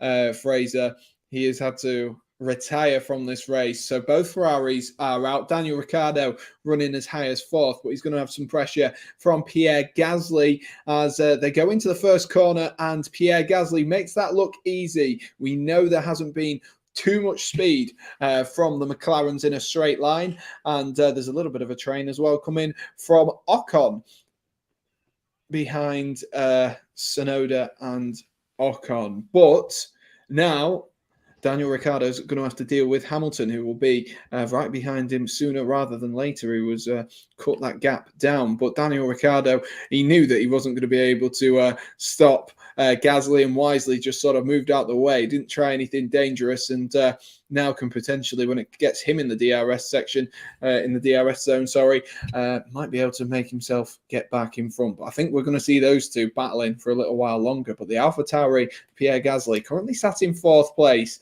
And we could, at this point, end up with a full lockout of podium places from Red Bull. Yeah, I mean, Gasly's made a move on Ricciardo now. I've just seen a replay of Tsunoda actually sending it up the inside of Esteban Ocon. Absolutely brilliant move from Yuki. Oh, yeah, that's a brilliant move. Yeah, I've just seen that as well. Ricciardo's race has been, he rightly points out in the chat that Ricciardo's race has been ruined by the fact that he's been stuck behind Lando Norris. They were going to go for the overcut on Fernando, and Norris has now ended up 4 places behind Fernando, stuck behind the Williams of Alex Albon. Well, that's exactly the observation that Curly has just made. Curly's just put FFS. Ricciardo's race should have let him through sooner. They didn't overcut Alonso anyway. Used up his tyres. Outrage, says Curly. So Curly, as a McLaren Daniel Ricciardo fan, isn't very pleased, and he's still dropping off the back as well. Danny Rick at this current moment in time, but we do have a little bit of a train behind with Ocon, Vettel, and Guan Yu Zhou, who's racing well so far. Guan Yu Zhou finds himself up in 10th. I love this graphic they've got of it. It just makes it look like the game. You what? You'll see what I mean in a second. Who's first? First is that one, with Ocon. Yeah. Is that the one you mean? Yeah. Verstappen leads Fraser to Sergio Perez with George Russell in 3rd, Pierre Gasly 4th, Danny Ricciardo is in 5th, and then Lewis Hamilton 6th, Yuki Tsunoda in 7th, Ocon, Vettel, and Guan Yu Zhou cap off the top 10. And then, is there anyone else who Lando's down in 16th? I'm trying to think of people Fraser will know as a passive watcher. Miserable day for Ferrari. Now Zhou Guan Yu, engine failure. He's crawling around. That's his race over. Gosh. Engine. So these Ferrari engines are not holding up. I'm sure Bottas, Magnussen, Schumacher will all be worried that their engine could go kaput at some point. But oh my gosh. This happened last time. The last time that Zhou had to retire, it was the same time. Was it Leclerc retired as well at the same time? Yeah. I feel bad for Zhou. He's had a cracking weekend. He's been doing so well. He was in the points. Sat behind Sebastian Vettel, who Vettel is now looking to make a move on Esteban Ocon. Is he going to actually get it done this time? No. Oh, that little bit. Did he hit him? I couldn't tell if he hit him or because the camera went a bit glitchy. So what, into turn 3? Let's find out. Yeah. He was in the DRS zone, all the way around the outside. I'm not sure. I'm really not sure. It would kind of lag, didn't it? As it happened, it kind of jumped. We need VAR. Here we go. I've got a replay now. I've got an actual replay now. Was there a bit of contact? No. So what happened is Vettel turned in and actually turned out slightly just to avoid any contact. There wasn't actually any. There wasn't actually any contact. But anyway, 2 Ferrari engines down, 1 Ferrari brake system down, and not a good weekend for a Ferrari whatsoever. Absolutely miserable. All I think now is that Italian, the Italian chef sort of meme with he's loading the pistol full of pasta. And the weekend as well, they chose to have the Italian flag on their car of the Alfa Romeo. Even better. Fraser says, where's Hamilton? He's currently sat in 6th. He's about 1 second just outside of the DRS zone, the drag reduction system zone. of Daniel Ricciardo, which I'm sure he'll try and make that move because Ricciardo has been one of the slowest in a straight line. But there's such a huge gap, isn't there, between Pierre Gasly and the front runners? There's 20 seconds, which is unbelievable. Like Sebastian Vettel. Yeah, he's made it this time. Well done, Seb. Third time of asking, he got it. He got it done. Third time of asking, going into turn 3. He definitely adds. He was absolutely flying, isn't he? Sebastian Vettel goes back to that outside once again as he turns into turn 3. He's got enough time that time. Gives a little bit of room up the inside as well, just in case if Ocon tries to outbrake him. He didn't need to. Didn't lock up this time. Gets himself up into 8th, which is probably where he should have been earlier on anyway. If he hadn't locked up, I wonder where Sebastian Vettel would be. Yeah, I was about to say, ironically, he was not as far ahead as he was when he locked up the first time. Yeah, that's a good observation there, I must say. And we're just on board with Max Verstappen there, who, like I said earlier, we haven't seen much of. Curly says this is a nightmare. Danny's going to be miles behind now when he pits, and everyone on excuse me, hiccups. On the McLaren page, he's going to be like, Danny's off the pace again. I'm dying inside. I mean, he is now off the pace. But that's because he's had to sit behind Lando the whole time. Lando's not really doing anything. He's still behind Albon. I mean, granted, he is now 4/10, but Albon also has DRS on Lance Stroll, so that's going to make it very difficult as Fernando Alonso moves up ahead of Kevin Magnussen. And Hamilton, just breezes past Daniel Ricciardo and into 5th. So not too bad for Mercedes. It's looking like a decent point scoring weekend for Mercedes in particular. And it seems to be a very common place to overtake, doesn't it, turn 3 today with that DRS zone? We've seen quite a few overtakes so far. And it was very easy that for Lewis Hamilton to get past. And now Danny Ricciardo's got to make sure he keeps himself ahead of Yuki Tsunoda. We are 26 laps into this race. If you are just joining us, 26 laps of the 51 have been done. So just over the halfway stage with the 3 retirements, the retirements for today being all Ferrari-based cars with the Ferrari engine of Guan Yu Zhou and the 2 Ferraris of Charles Leclerc and Carlos Sainz both out, which does mean that there is a 1-2 on the cards for the Red Bulls. And potentially a podium as well for Mr. Russell. As we see Fernando Alonso make it look easy as he overtakes K-Mag into turn 1 using the DRS zone. Absolutely flying down that. I cannot imagine driving at over 200 miles per hour and having that kind of power in your hands. Let's see if there is Alonso and dropping like a stone. Though. Yeah, that's what I was about to say. Ocon and Alonso are now on the back of each other, and I'm intrigued to see whether they just go no fighting like they did with Sergio Perez. Curly says, "Think I'm going to have to stream." Do you mean scream, Curly? I try to understand what you're saying, unless you're going to be a streamer yourself. As Fernando Alonso gets himself up into 9th. Think I'm going to have to streak. Oh, streak at Silverstone. You have to Silverstone this year, Curly. God, that was completely different to what I anticipated.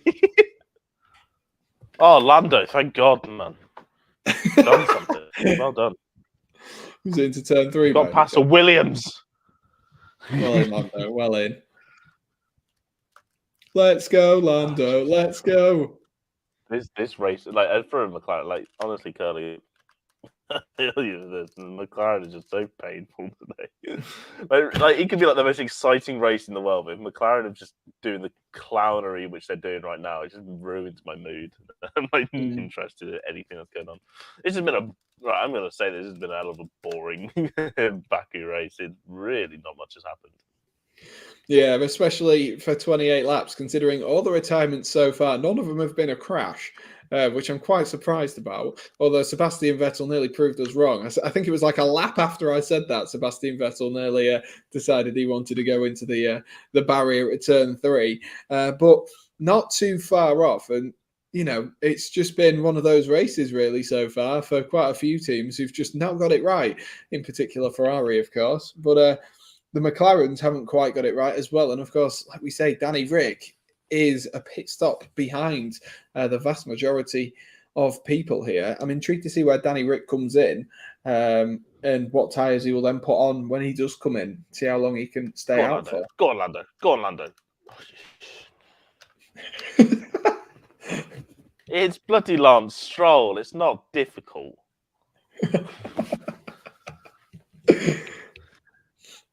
Right, he's got a good run. He's got a good run now. He's very close on the back of turn 3. He's got to make it clean, Lando. He's got to make it clean. Yeah. Surely.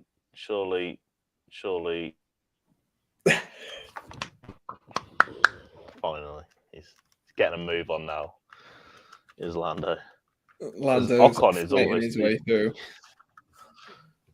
Ocon is really dropping. Don't know what's wrong with him. He's not liking these hard tires at all. Like he's now like got Magnussen. Like Jesus.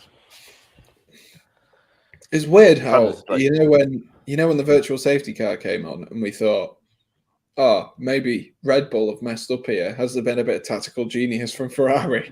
And now we're like 20 laps later, both Ferraris are out, and the Red Bulls are what 22 seconds. Like Verstappen could almost pit now and still come out ahead of George Russell. Like George Russell at this current moment in time is the only person that could even come close to stopping Verstappen, and Verstappen it'd have to be some massive tire deg, wouldn't it? Yeah. This is just... All right, Kevin.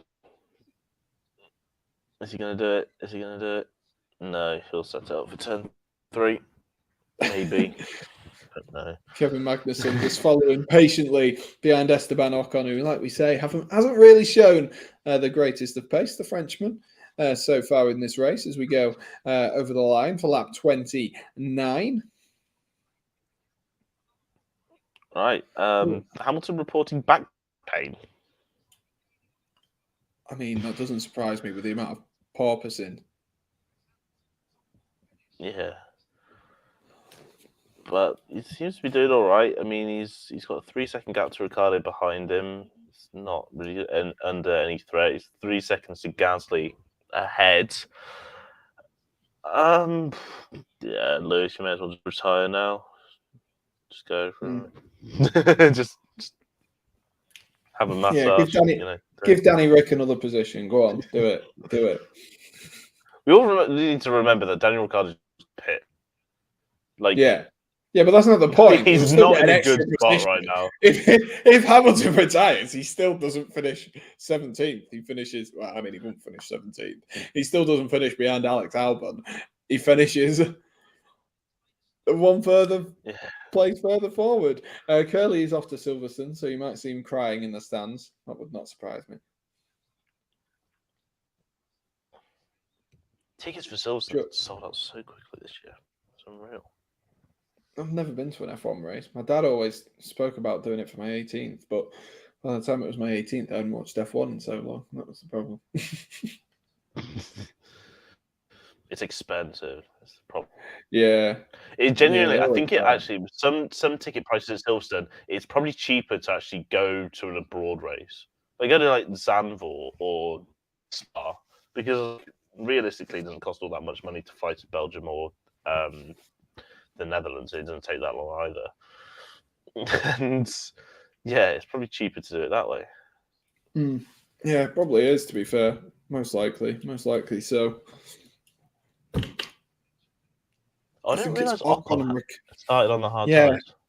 I was about to say that. I think it's Ocon and Ricciardo are the only two who haven't pitted at this current moment in time. I think Lance Stroll as well. Is it Albon is in the pits? Alex Albon.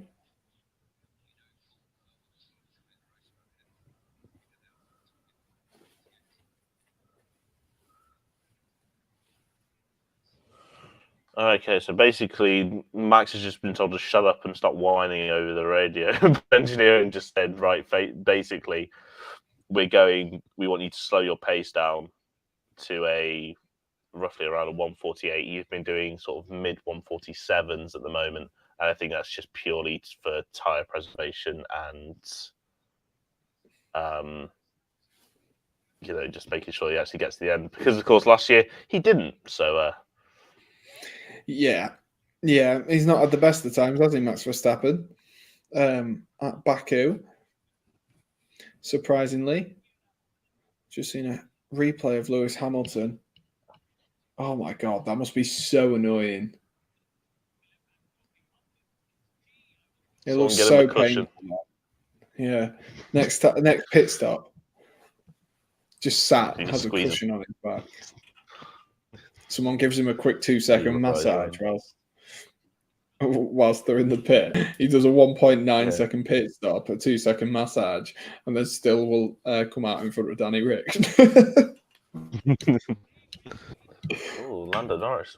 We're doing the visor cam. I've got a question for you. I don't even know who... Oh, yeah. I was going to ask you a question. If you go into lap 31, is he just overtaken Bottas into 3? Yeah. Turn 3. He caught Bottas up quickly, didn't he? I swear he was like 4 seconds off the back of him. Lando actually putting in a bit of a shift. I was going to ask, because you were talking about visor cam, and afternoon to Wiki as well, who's just joined us, lap 31.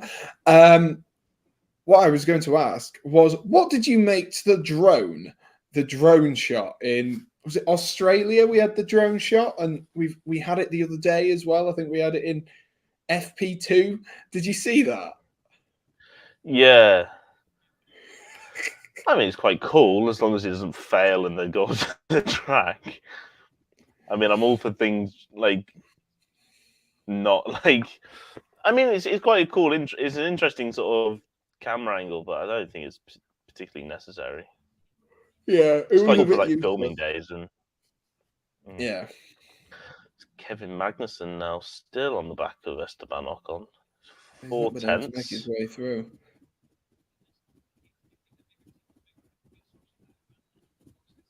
Is he actually going to make a move? He's got.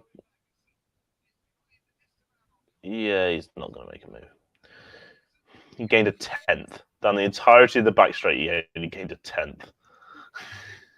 That is mental, to be fair. Like I did say earlier on, like the Alpine were allegedly trying to like build their car for the actual what do you call it? The actual race, and it seems to be at the moment, well, particularly for Fernando doing a decent job, and Hamilton is currently running in 5th behind Pierre Gasly. He's about 2 seconds behind as well now.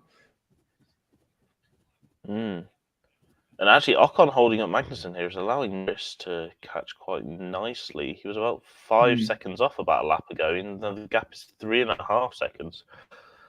Yeah, and the team radio there for Kevin Magnussen was saying it's getting critical now that we overtake Esteban Ocon. So don't be surprised if you see a late lunge going back into turn 1 at the start of the next lap, because he is dropping off the back of Fernando Alonso at pretty much a rate of knots at this current moment in time. What's happened to Hamilton? What do you mean, what's happened to Hamilton? What, over the course of the season, Fraser? Or particularly today? It's not over yet. We just need... Magnussen going slow. Oh. No way. What's happened? Oh, no.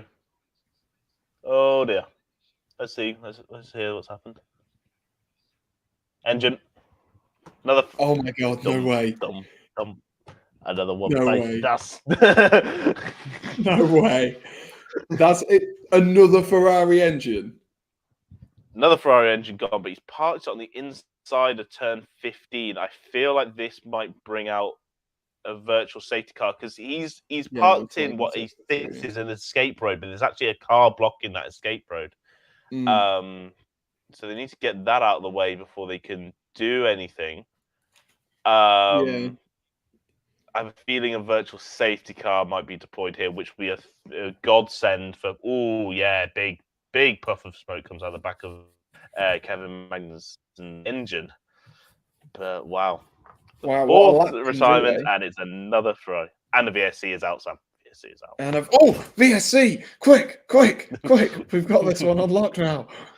There we are, ladies and gents. Virtual safety car. And Verstappen. Curly was just saying it's not over. Oh, this might be a critical moment as well for Danny Rick with the virtual safety car being deployed.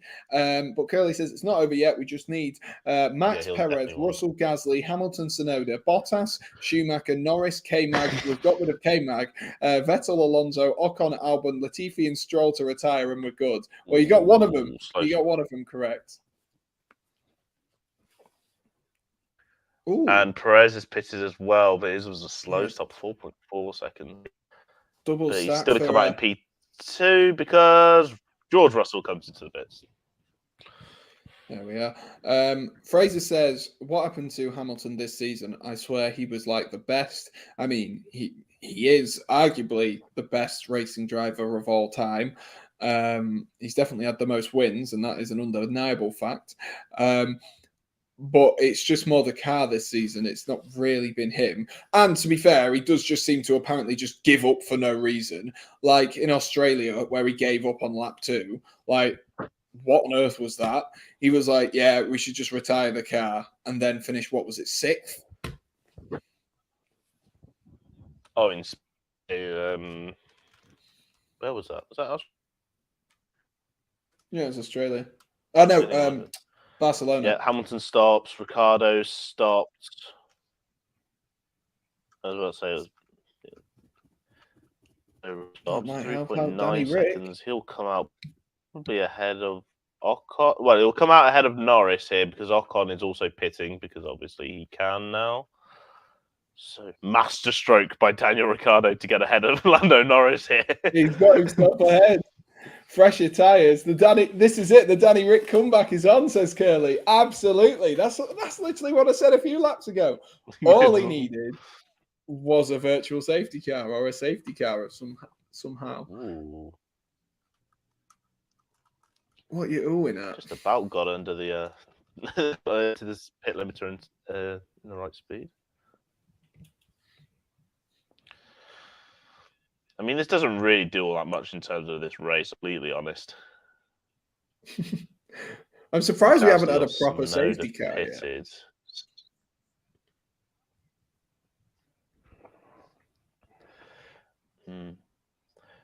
Yeah, Gasly and Tsunoda haven't pitted. That means, and Hamilton has now, so he could probably to P4, maybe. Yeah. I'm not sure if there's enough laps for that. He'll probably get ahead of it. Still hasn't pitted. Alonso hasn't pitted. Ricciardo now on medium tyres has pitted. For the rest Norris, his hard tyres are still relatively fresh, but now he's got Esteban Ocon on a fresh set of mediums. Bottas on a fresh set of mediums as well behind. So, yeah, I think it's going to take an actual safety car to make this race possibly interesting. Yeah, unfortunately, there's 17 seconds between Verstappen and Perez. There's what, 22 seconds between Perez and Russell, and then a further 12, 17 seconds back between the two AlphaTauris, and then it gets a little bit more exciting because Hamilton's, by the looks of things, on the back of Yuki Tsunoda. But Curly says the master plan is on. I think probably the max that someone like Danny Rick or someone in that top 10 can finish right now is probably about 5th. Bloody hell, Yuki. And we go green. Oh, hang on. Let me go back. That was fun having the virtual safety car banner scrolling across the bottom for the time being, but virtual safety car is ending, so I can go. Who was that? Was that Tsunoda locking up? Yeah. It's not do his tyres a lot of good now that he's going to have to defend from Hamilton on a fresh set of tyres. I don't think that's going to last too long, but Sassi still lurking behind both of them. That's going to be interesting.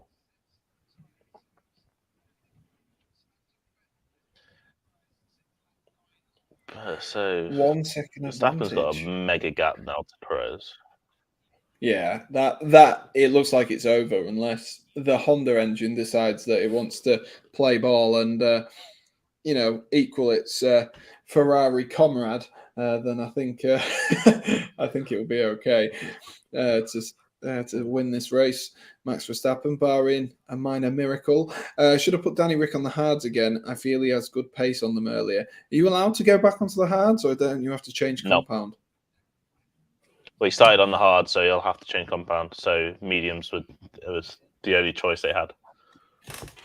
There you are, Curly. And I doubt McLaren had another set of fresh hard tyres. I think DRS is enabled immediately after a VSC, yeah, they have, so Lewis will have a good run here.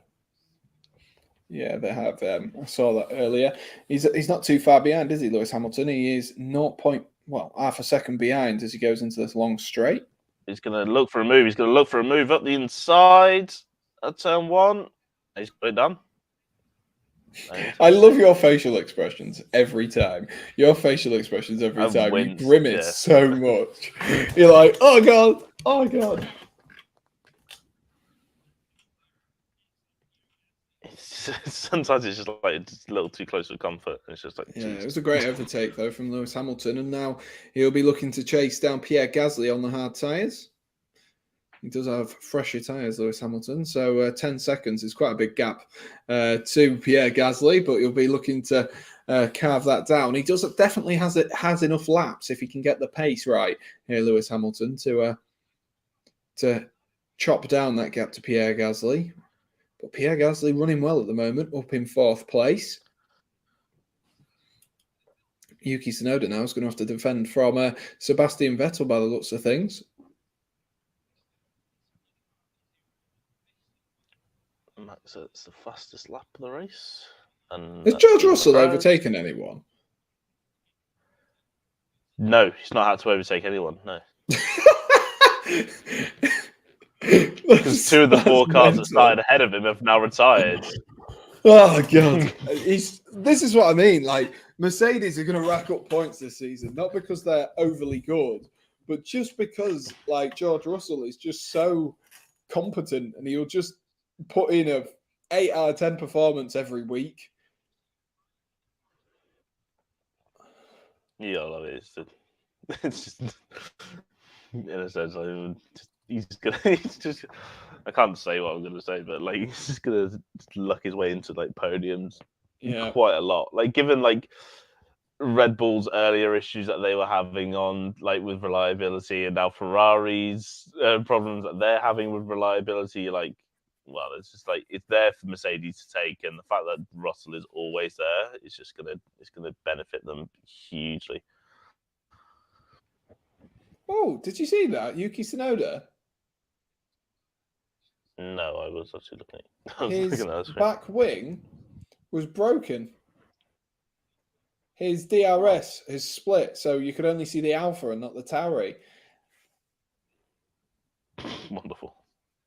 And it was broken, and obviously he wasn't in the DRS zone of Lewis Hamilton when that was happening anyway. So that's weird. Danny's gaining on Alonso. He most certainly is. He's not gaining much, but he is gaining. Yes, he was about 2.2 seconds behind on the virtual safety car ended. He's now 1.5 away. He's just caught up quite a lot, to be fair, over that last sector. As I was saying that, we are on lap 37, so we've got 38, as Max Verstappen proves me wrong, as he crosses over to start the next lap.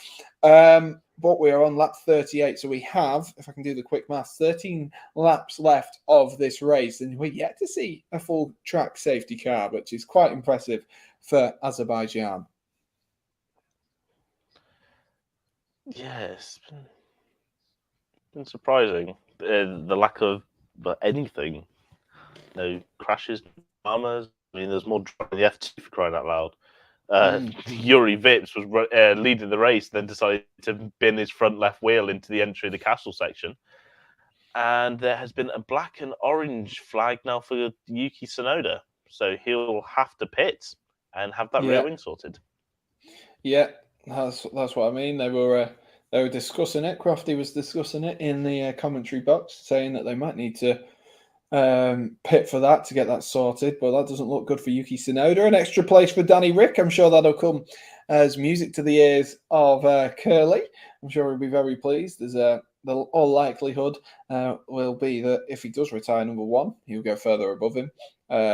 Well, Danny Rick will move further up the field, but if he doesn't, he'll still come out after Danny Rick anyway, who's just dropped back 0.4 that second. I was just looking at the splits as well for Lewis Hamilton, who's now only 7.9 seconds behind Pierre Gasly. In Sector 2 on one of the last laps, he was almost a second quicker than the AlphaTauri, which is mental. Yeah. It's impressive pace from Hamilton, given... Jesus, when it cut to him, he's just bouncing so hard. And let's have a look at these pointless AWS graphic. Striking distance in 5 laps. Wow. Woo! Thank you, AWS. 5 laps. I can't stand AWS. I thought that stuff had gone. I hadn't seen it. They haven't really been using it much this season, but they seem to have renewed their sponsorship or deal because they've got it about 4 or 5 times this race. I mean, it is helpful to know that they'll be in like that close by that many laps, but most of the time they just tell us anyway. Like Crofty will just be like, "Yeah, he'll be there about in 5 laps." Curly says, "Master plan." And in comes Yuki Tsunoda. Which is a shame. Yuki's been having a great weekend, and the fact that he's going to have some sort of mechanical fault could possibly cost him. What are they doing? Have they done anything? No, they just changed the tires. What? Oh no, the duct tape. They've got the duct tape. Got the duct tape. That's all you need. He's going to have fun then if he's going to now try. 11th, and he's dropping. Oh, he's going to come up maybe 12th, 13th here. That's rough.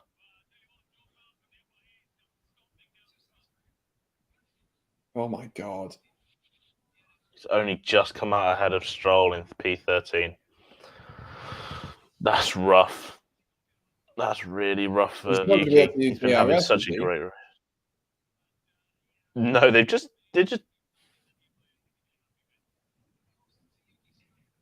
I don't know.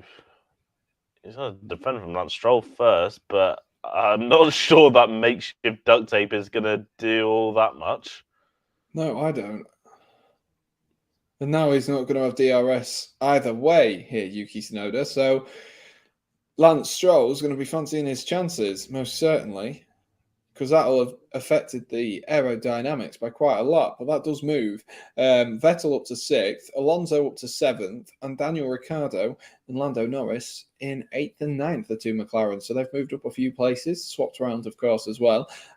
Alonso's just managed to pull away just a little bit from Daniel Ricciardo, who seems to have dropped off that pace. He was down to about 1.2 seconds away from Fernando Alonso, but he's now down at 1.8. Lando doesn't really show like he's going to catch Danny Rick anytime soon either. No, I think they're just settling into it now. They've got points. They started P11 and 12. They're now P8 and 9. They'll settle for this. They won't be wanting to push too hard. Yeah, Daniel's actually just lost a bunch of time. He's now 2.3 seconds behind Fernando. Yeah, and Verstappen's on team radio.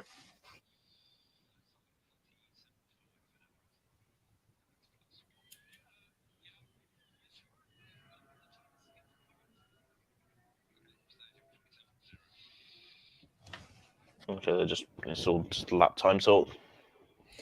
Kelly says, might as well have retired Yuki Tsunoda. Dangerous. And he's not getting any points anyway. Yeah, I guess they can just use the rest of it, though, to work out where they want to improve the car. I guess, maybe that's something that they'll, use the data, but it's not going to be reliable anyway, not being able to use DRS. And it's a shame for Yuki Tsunoda because, as you can see by Pierre Gasly, sat up in 4th place at the moment. It's been a decent weekend, hasn't it, for AlphaTauri? So it very much is a shame that this has happened, and he'll be very annoyed, but that will mean as well, unless a minor miracle and something goes wrong for Pierre Gasly, that that he will overtake him in terms of the points between the inter-team battle, weren't he? So, well, Verstappen again.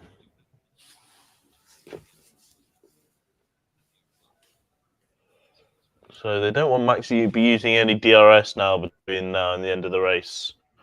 Maybe they're worried that the fault with Yuki could be on their car. It could be a what's called a listed part, which AlphaTauri use, which is the same as what's it called? It's the same as Red Bull. So they may just be wanting to preserve that and just making sure that they then don't get any black or orange flags and have to pit unnecessarily. Oh, Stroll just really making it difficult for Max there as he tried to lap him. I'm not sure what. I know. I was thinking that. Well, Lance Stroll has fallen off the back of Yuki Tsunoda, hasn't he? He's fallen, nearly 3 seconds behind, which is quite surprising. That being said, Yuki Tsunoda is on the softs, but yeah, he's not making it easy there, is he? Lance Stroll, as Verstappen goes through to lap him. It must be so sad, being Latifi or Schumacher and just not seeing anyone who's in the same race as you for the whole race. I know, there's been 4 retirements and Mick is still just in P15. It's kind of sad. Yeah. But Norris has just come over the radio to give Daniel Ricciardo the hurry up. That'll be interesting. He has caught him by at least a second, though, hasn't he? Lando Daniel doesn't seem to do much. Let's have a look. So he's gained 3 tenths, 6 tenths, 3 tenths, 5 tenths over the last 4 laps. So yeah. Well, lap 39 was nearly a second.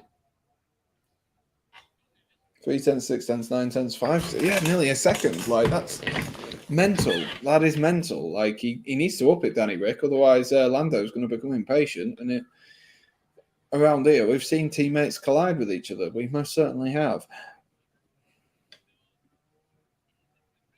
Yeah. It's a pity that this race has been quite dull, Not sure how. There's been loads of overtakes, but it's still dull. Yeah. It's because it's not really at the business end. If Charles Leclerc and Verstappen were fighting, we'd be like, oh my God, this is such a sick race. But because it's like Hamilton catching Gasly, it's just not quite the same, is it? Oh, fifth's catching fourth. Oh, wow. I mean, Hamilton really is a second and a half by Gasly. So it's plenty of time now to try slowly catching him. Oh, as Gasly's got traffic in the castle section. That is going to cost him big time. Is that the Williams of Latifi or Albon? I don't know, but wow, Hamilton's just managed to gain 3 tenths in that 3 tenths in that section alone, and the Williams still is out of the way, and now it's another 10th. That's such a weird camera angle. I can't see. Is it? I think it might be Latifi, but he's out of the way. The gap is now 7 tenths, right? The gap between 6 tenths. Wow. It will be Latifi. Yeah, Gasly is going to be fuming. Yeah, it will be Latifi because Albon's not been lapped yet, has he? Because Stroll just got lapped. True. What the hell is that man doing? He's really close as well. But I guess the thing is that Pierre Gasly's going to have the toe from Latifi. Yeah, but it's now cost him a second.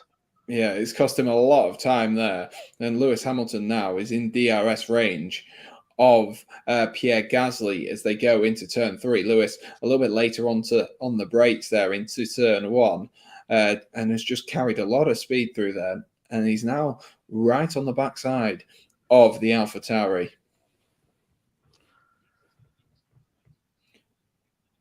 Gasly's on the team radio.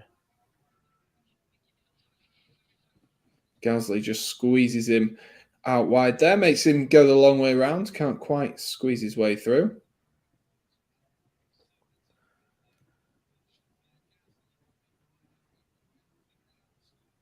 Ooh. Honestly, I don't think Gasly will put up much of a fight here. I think over the team radio, they were just saying we just want the points, so don't bother fight too hard. which I don't blame them for saying. You don't want to hurt your tyres, do you?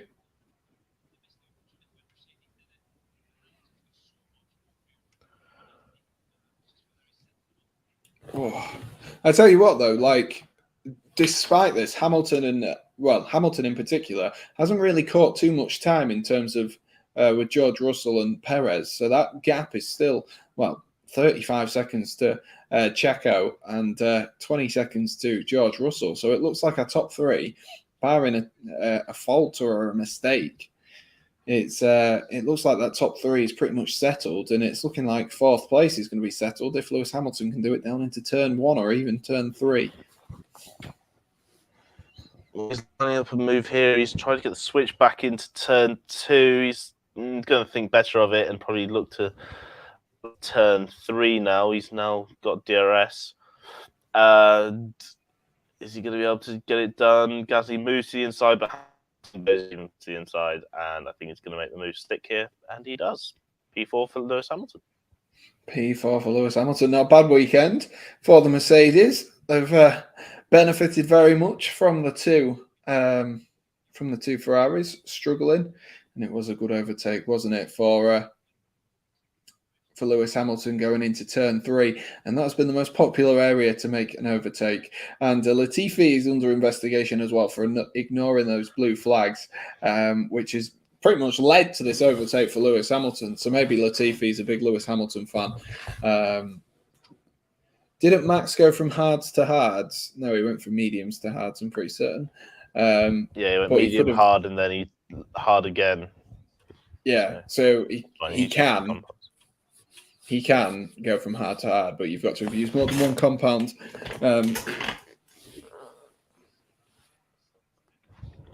Just showing them the Ferrari garage is like cleaning up. It's like a sad sort of thing.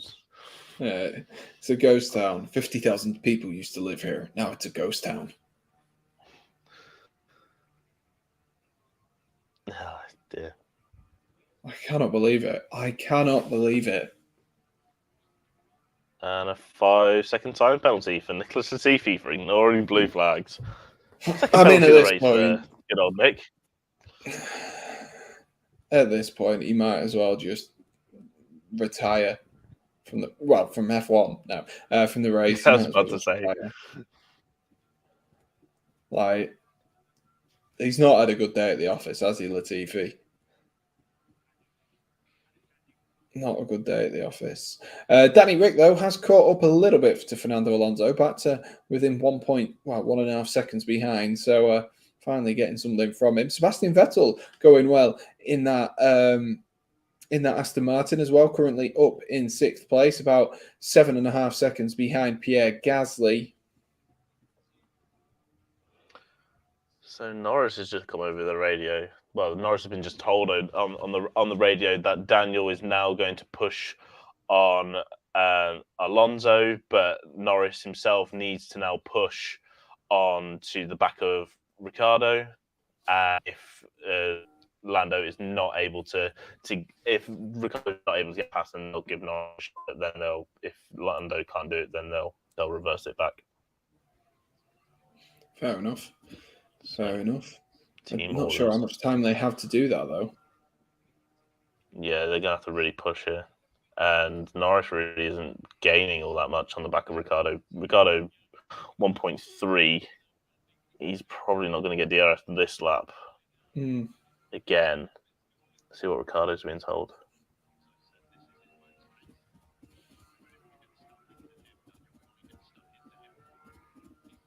And Ricciardo's been given the hurry along, basically to say that Alonso's at maximum pace right now, and they believe they can go faster.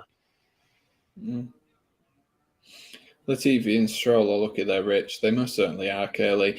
Curly also says, who do you think is the best wheel-to-wheel racer on the grid at the minute if everyone had equal technology? Max. Oh, yeah. I mean, I couldn't really comment on it because I've obviously not seen like them at different levels, whereas you will have seen Max at different levels, like when he first started and stuff like that. I feel like Russell would do well. I feel like we've seen enough in a Mercedes this season that he's probably one of the best there. And of course, Hamilton, Vettel, Alonso, the world champions are all going to be in that shout as well. But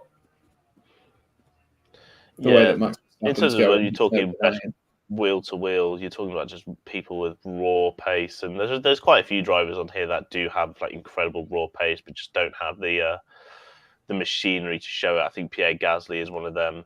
Lando Norris is definitely one of them in terms of just raw pace.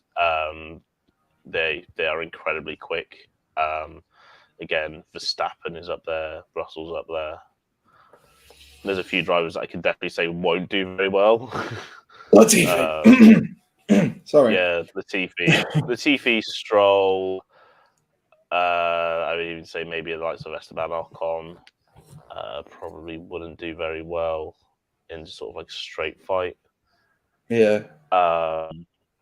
Zhou, I wouldn't imagine very well. Schumacher and Magnussen probably not amazing as well. I always found it weird, like when you talk about stuff like that, because it was like Jenson Button, like he was always a good driver, and like I remember when I was younger being like, my dad was like, yeah, he's a really good driver, and I'm like, but he's not finishing like relative. Like he had a few good seasons before. I think he had a couple of third places, but he wasn't finishing like really high up, and he wasn't like pushing all the time. And then he got in that broad, and all of a sudden, it was like it was a new man behind the wheel, and it was just because he had the best tech and he had that really good technology to be able to use. And it's amazing because you look at some people and you're like, where's that come from? Where's that come from? Yeah, the thing is that's the thing is like the drivers have raw pace, but they just need the machinery to be able to show it. I think George Russell is a perfect example of that. We used to talk about him as Mr. Saturday. He was someone on a qualifying lap, on a one-lap pace, he would do incredibly well. And you would bet your bottom dollar that he would do well on a Saturday because he has immense raw pace. And then, is it any surprise that when... and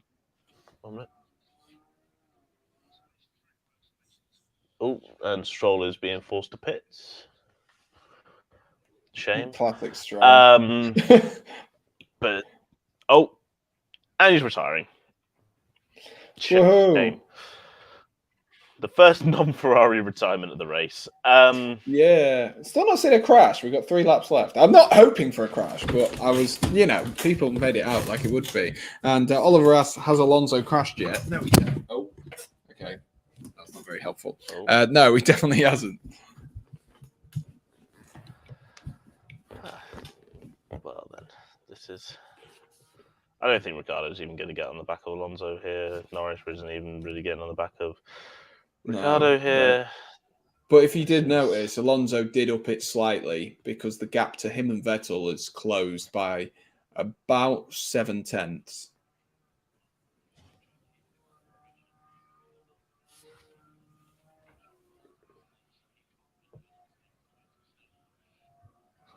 So Ricciardo, they've come over the radio to him and just gone, yeah, we appreciate you couldn't get past, but just keep the pressure there because if he makes a mistake, then we need to be there to capitalise. And as they're actually coming up to some lap track now, so maybe that might benefit in favour of the TV actually getting out of the way this time. How nice, but he can do that the first time. It seems like a very routine weekend for the Red Bulls, doesn't it?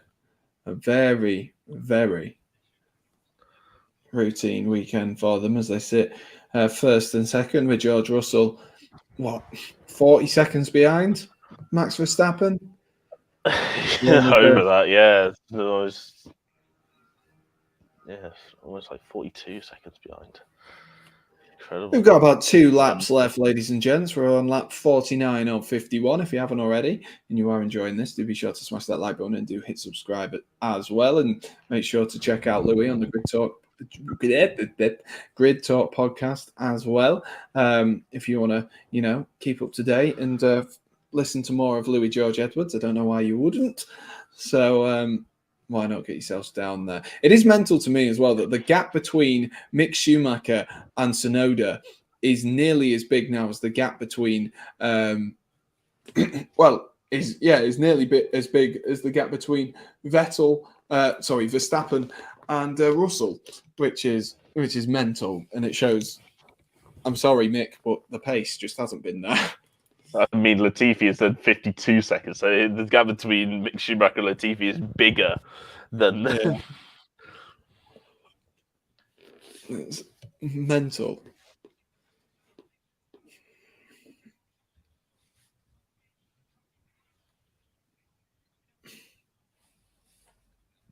Ooh, Verstappen felt something near his feet. What? With So two something may laps have come left? loose. Ooh, interesting. Are we finally going to get some drama? Yeah, it's usually not the greatest sign because, of course, you don't want anything going, beneath the pedals.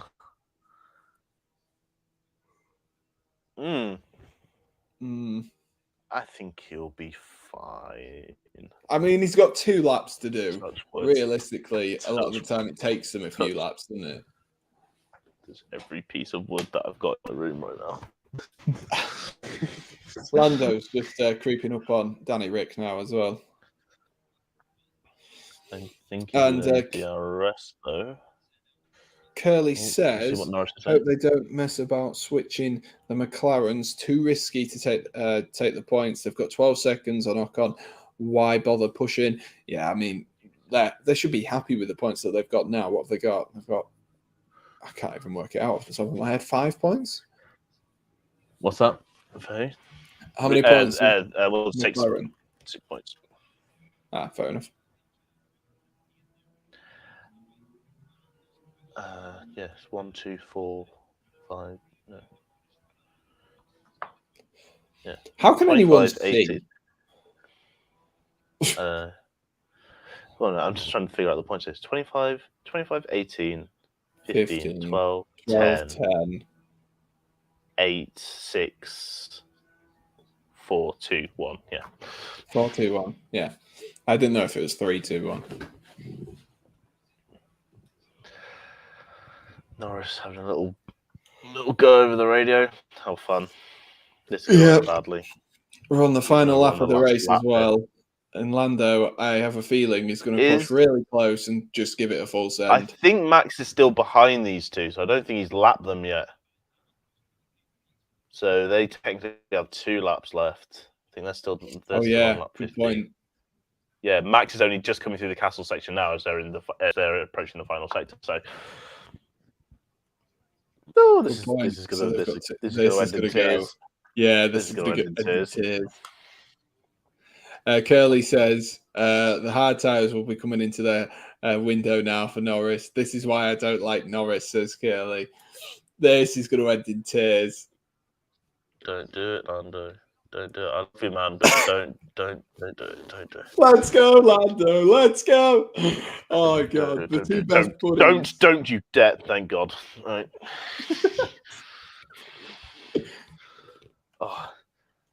As Max comes across the line to win the race, anyway. So yeah, there we are. So Max Verstappen wins again. Is this his first win at Baku? Or did he win a few years ago? I thought it would be. We've had Rosberg, Ricciardo, Hamilton, Perez, Bottas, I think.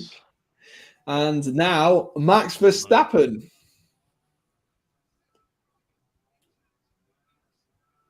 Right, are we going on board with the McLarens? We're just seeing it. Here we go. Oh God, he's back on board with the 2 McLarens. And he's literally like 4 tenths behind as well. Oh dear. No, Lando, this is just not. No, Lando, no, it's so not right. I love how they're racing each other. This is peak Formula One right now. Who cares that Verstappen and Perez have just taken a 1-2 and Russell's going to get his third, fourth podium of the season? We're all for P8 here. He won't Lando. get it. I don't think he'll get it. He's too far behind. What, he's like 7/10 or something like that. Yeah, he's 7/10, so I doubt he'll have enough time. Curly says he's really complaining about team orders, and now they don't favour him. But was all for him earlier. Oh, yellow flag set to 1. Why? The race is over. Yeah, good. Still got someone in sector 1. There's a yellow flag. Let's see what's happened in sector 1 then. I guess we don't care. I guess we don't care what happened. It's like Latifi, like in the wall, but like no, Latifi might be in the wall. He doesn't have a flag next to his name. Oh, there we are. It's popped up now.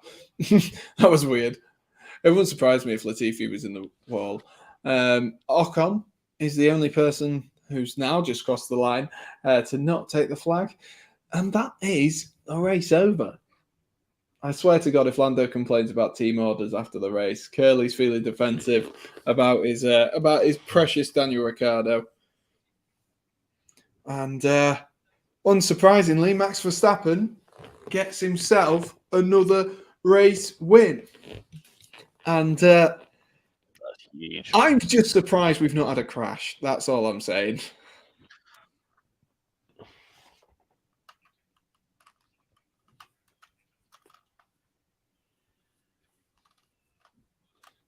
I don't think Perez is going to be too happy about this. Why? He was leading the race. He's ended up 15 seconds behind his teammate. Yeah, but that's not really anything he could have done. Like, it was more him. It wasn't his team.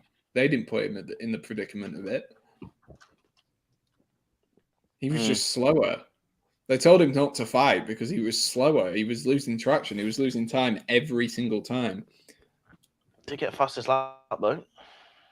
Oh, yeah, he did now. Yeah, he did now. But either way, he's still definitely in the championship hunt. And he's now, the closest person to his teammate? Yes, he would have hop above Charles Leclerc. Yeah, he was about 15 points ahead at the beginning of the race day.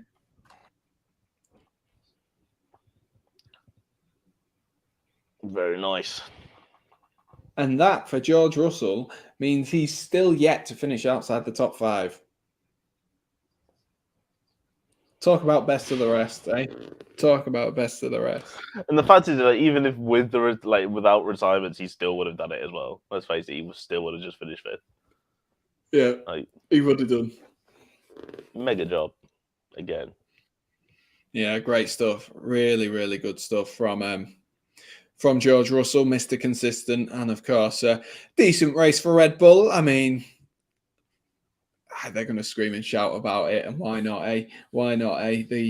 They seem to have got over a few of those inconsistencies there at the beginning of the season, which saw Max DNF from a couple, and now all of a sudden, they are dominating, and the Ferrari, they need to find some consistency, don't they? They really need to find some consistency with that engine and make sure that they're not DNFing, because they're just giving both the constructors and now the drivers' championship over to Max Verstappen and Red Bull.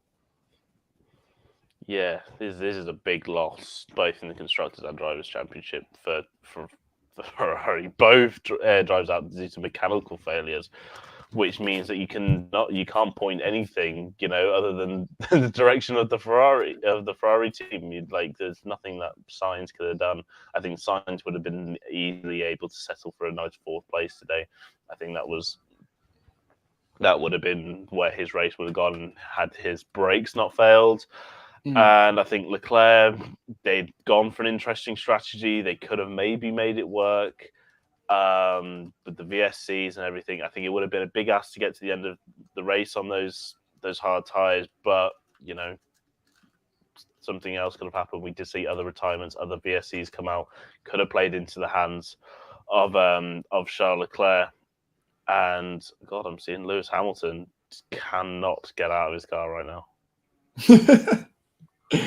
Is it like Mario Balotelli with his bib? Is it the F1 equivalent of that? No, he was already complaining about how much his back hurting, and he just, I think he's done for. He looks like he's in some pain, doesn't he, Lewis Hamilton? Oh God, they need to sort the porpoising out. They claimed that they had sorted it, didn't they? Yeah. They claimed that they had sorted it in Barcelona, and we saw a better performance. But that is not the sign of a car that is not porpoised. That's all I'm saying. You know, look at Max. Even look at George. There must be something that's different that they've tweaked, because George doesn't look like he's in that much pain. Or maybe it's just because Lewis is an old man nowadays. Who knows? Who knows? I mean, I think it's they just, as Toto Wolff said on Saturday, it was like, we need every track to be silky smooth marble, basically. Oh, what's happening with it?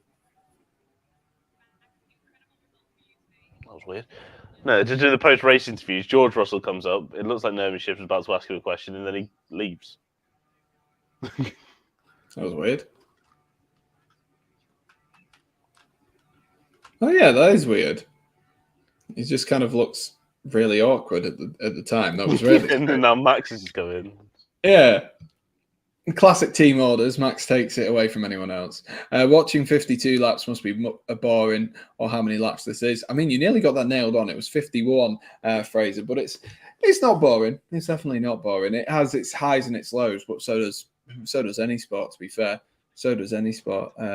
And it keeps you entertained because you've got the pit stop periods that usually are quite strategic. And today we didn't quite have that, did we? Because of the virtual safety cars. It had the strategic element to them, but it didn't really have the same flow, because everyone was, rather than taking 20, 30 seconds for a pit stop, it was a quick, short pit stop. So it really sort of, those gaps that were there in between people, that people were benefiting from it a lot more, those that were pitting under the virtual safety car. And it definitely took a little bit of the sting out of today's race, but I still think it's been a good race. I must say I'm a little bit disappointed that we didn't have a little bit more drama in terms of the fight for first place. Obviously, having those retirements have definitely made it a very sore one, and a sore weekend for Ferrari, who looked pretty dominant, other than, you know, Checo putting in some good performances in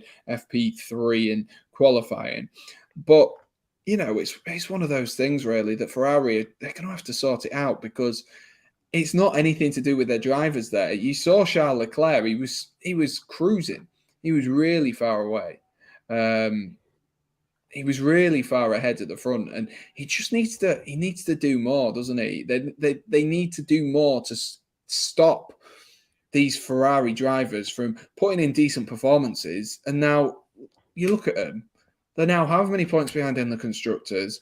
Charles Leclerc is now an outsider of the drivers' championship, and it's all been taken out of his hands. If it was down to Charles Leclerc making mistakes, then yeah, fair enough. But it's not. Yeah, it's rough for Lewis Hamilton.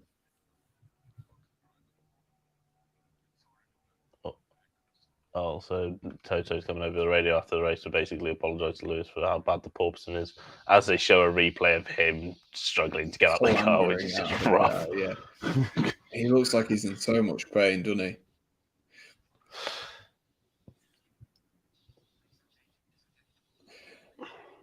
Do you want this next up is France? France. Oh no, it's actually, what's it? No, Canada next. Or Canada. Yeah, it's Canada. Bumpy. France is going to be. I think we'll see a good race performance in France, just because that's quite a smooth track. Silverstone shouldn't be so bad. It's been resurfaced recently. Yeah, it's these street tracks. It's going to be killer. Yeah, absolutely. Wiki says you realise this channel does Chelsea watch-alongs, and then Curly's just put should start doing it Arsenal Europa League watch-alongs. Laughing faces, jokes. Wiki, you set me up, says Curly. So having a nice bit of banter. But Chelsea are charity FC, and maybe Ferrari are going to be charity FC this season as they're giving away points. They most certainly are giving away points here, and they've given away quite a few points for today. But there will be the presentation and the trophy presentation for. I guess that's the best way of me phrasing it to the football fans. There will be the trophy presentations for the podium positions as Checo and Max Verstappen and George Russell get themselves all sorted and ready for it. But Louis, we are obviously now quite a long way into this season. It's still pretty early days, but we're 7 races in. Is this really just now turned into Red Bulls to lose? Do you think Ferrari have any chances after today of getting themselves back into this? Yes, we're only 8 races in. We still got about another 2/3 of the season. Well, less than 2/3 of the season to go. There's still plenty that could have happened. That can happen. There's going to be ebbs and flows. There was points in the season last year that we thought, oh, Mercedes have no chance. Lewis Hamilton has no chance. This title is Verstappen's, and we saw how that played out. It went all the way to the final race. I'm sure Ferrari will be able to bounce back, but the unfortunate thing for Leclerc now is that with 2 engine failures, he is going to take penalties in the future races now. The fact that we've not even made it, halfway to the season, he's already used 2. Well, he's had, 2 parts of his engine go kaboom. It's really not good for him, and that is gonna cost him in the long run. But I think they just need to find some form, find what's causing these reliability issues and fix it soon, because otherwise we will get to the point where it is then too much for Ferrari to come back, because at the moment Red Bull look good, they look consistent. Their previous woes seem to have gone past, and now they've really got to do the job and just make sure to see it out to the end of the season. Now Red Bull. Yeah, absolutely, and they've got to be everyone's favourites now, especially with Checo, especially looking so consistent, and he's been on a bit of a high this weekend. He'll be disappointed to have finished second today, having taken the lead early on in this race, but it's a good performance, and of course Red Bull like to put Max Verstappen as that top lead driver, but they're going to be cruising away, particularly with this constructors title if things carry on as they are. Just a word on Mercedes. Of course, we've dipped and dabbed with Ferrari, their issues, and of course Red Bull and how strong they've looked over the course of the weekend. But Mercedes, of course, George Russell back on the podium, Lewis Hamilton in 4th ahead of Pierre Gasly. Damage limitation is definitely the best phrase for this weekend, but by any stretch of the imagination, like you say, we're just under a third, or just over a third, of the way into the season. There is still a possibility there, particularly for George Russell, to try and get himself into the top 3 in the drivers' standings and potentially challenge Ferrari in the constructors.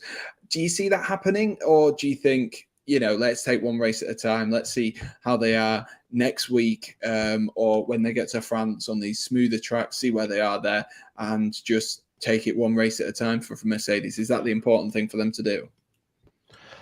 I think I would even say this weekend was damage limitation for Mercedes. I think this was an incredible result, considering the fact that they are very much the 3rd fastest team and that they've come away 3rd and 4th.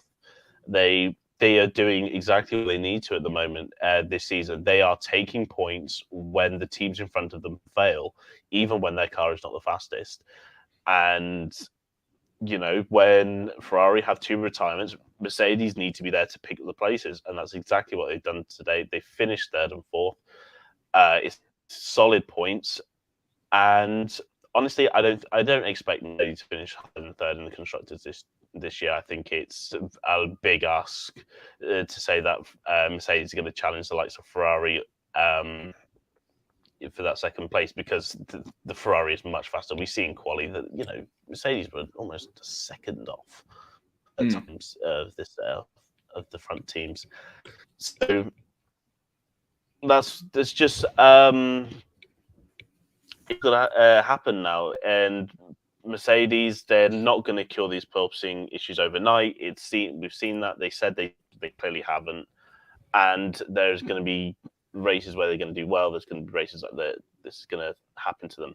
But as long as they are, consistently there as the 3rd fastest team, best of the rest, fighting off the likes of McLaren when they look strong, or fighting off of AlphaTauri when they look strong, like today. Getting these points is going to be crucial for Mercedes' season. They're going to be crucial for their development. And, I think for me, they're doing exactly what they need to. And George Russell, seems to really have a good grip of that car and is doing very well.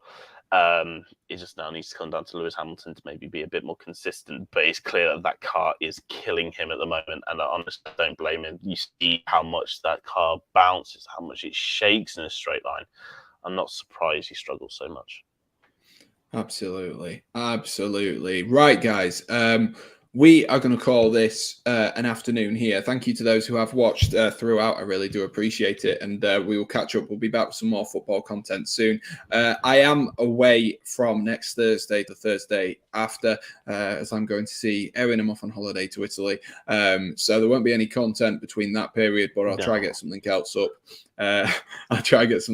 up.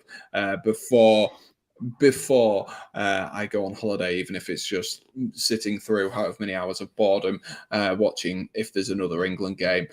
Maybe we'll have to force ourselves to do that once again. I'm not overly enthused about that, though, as you can tell. But as always, guys, make sure you check out Louis and the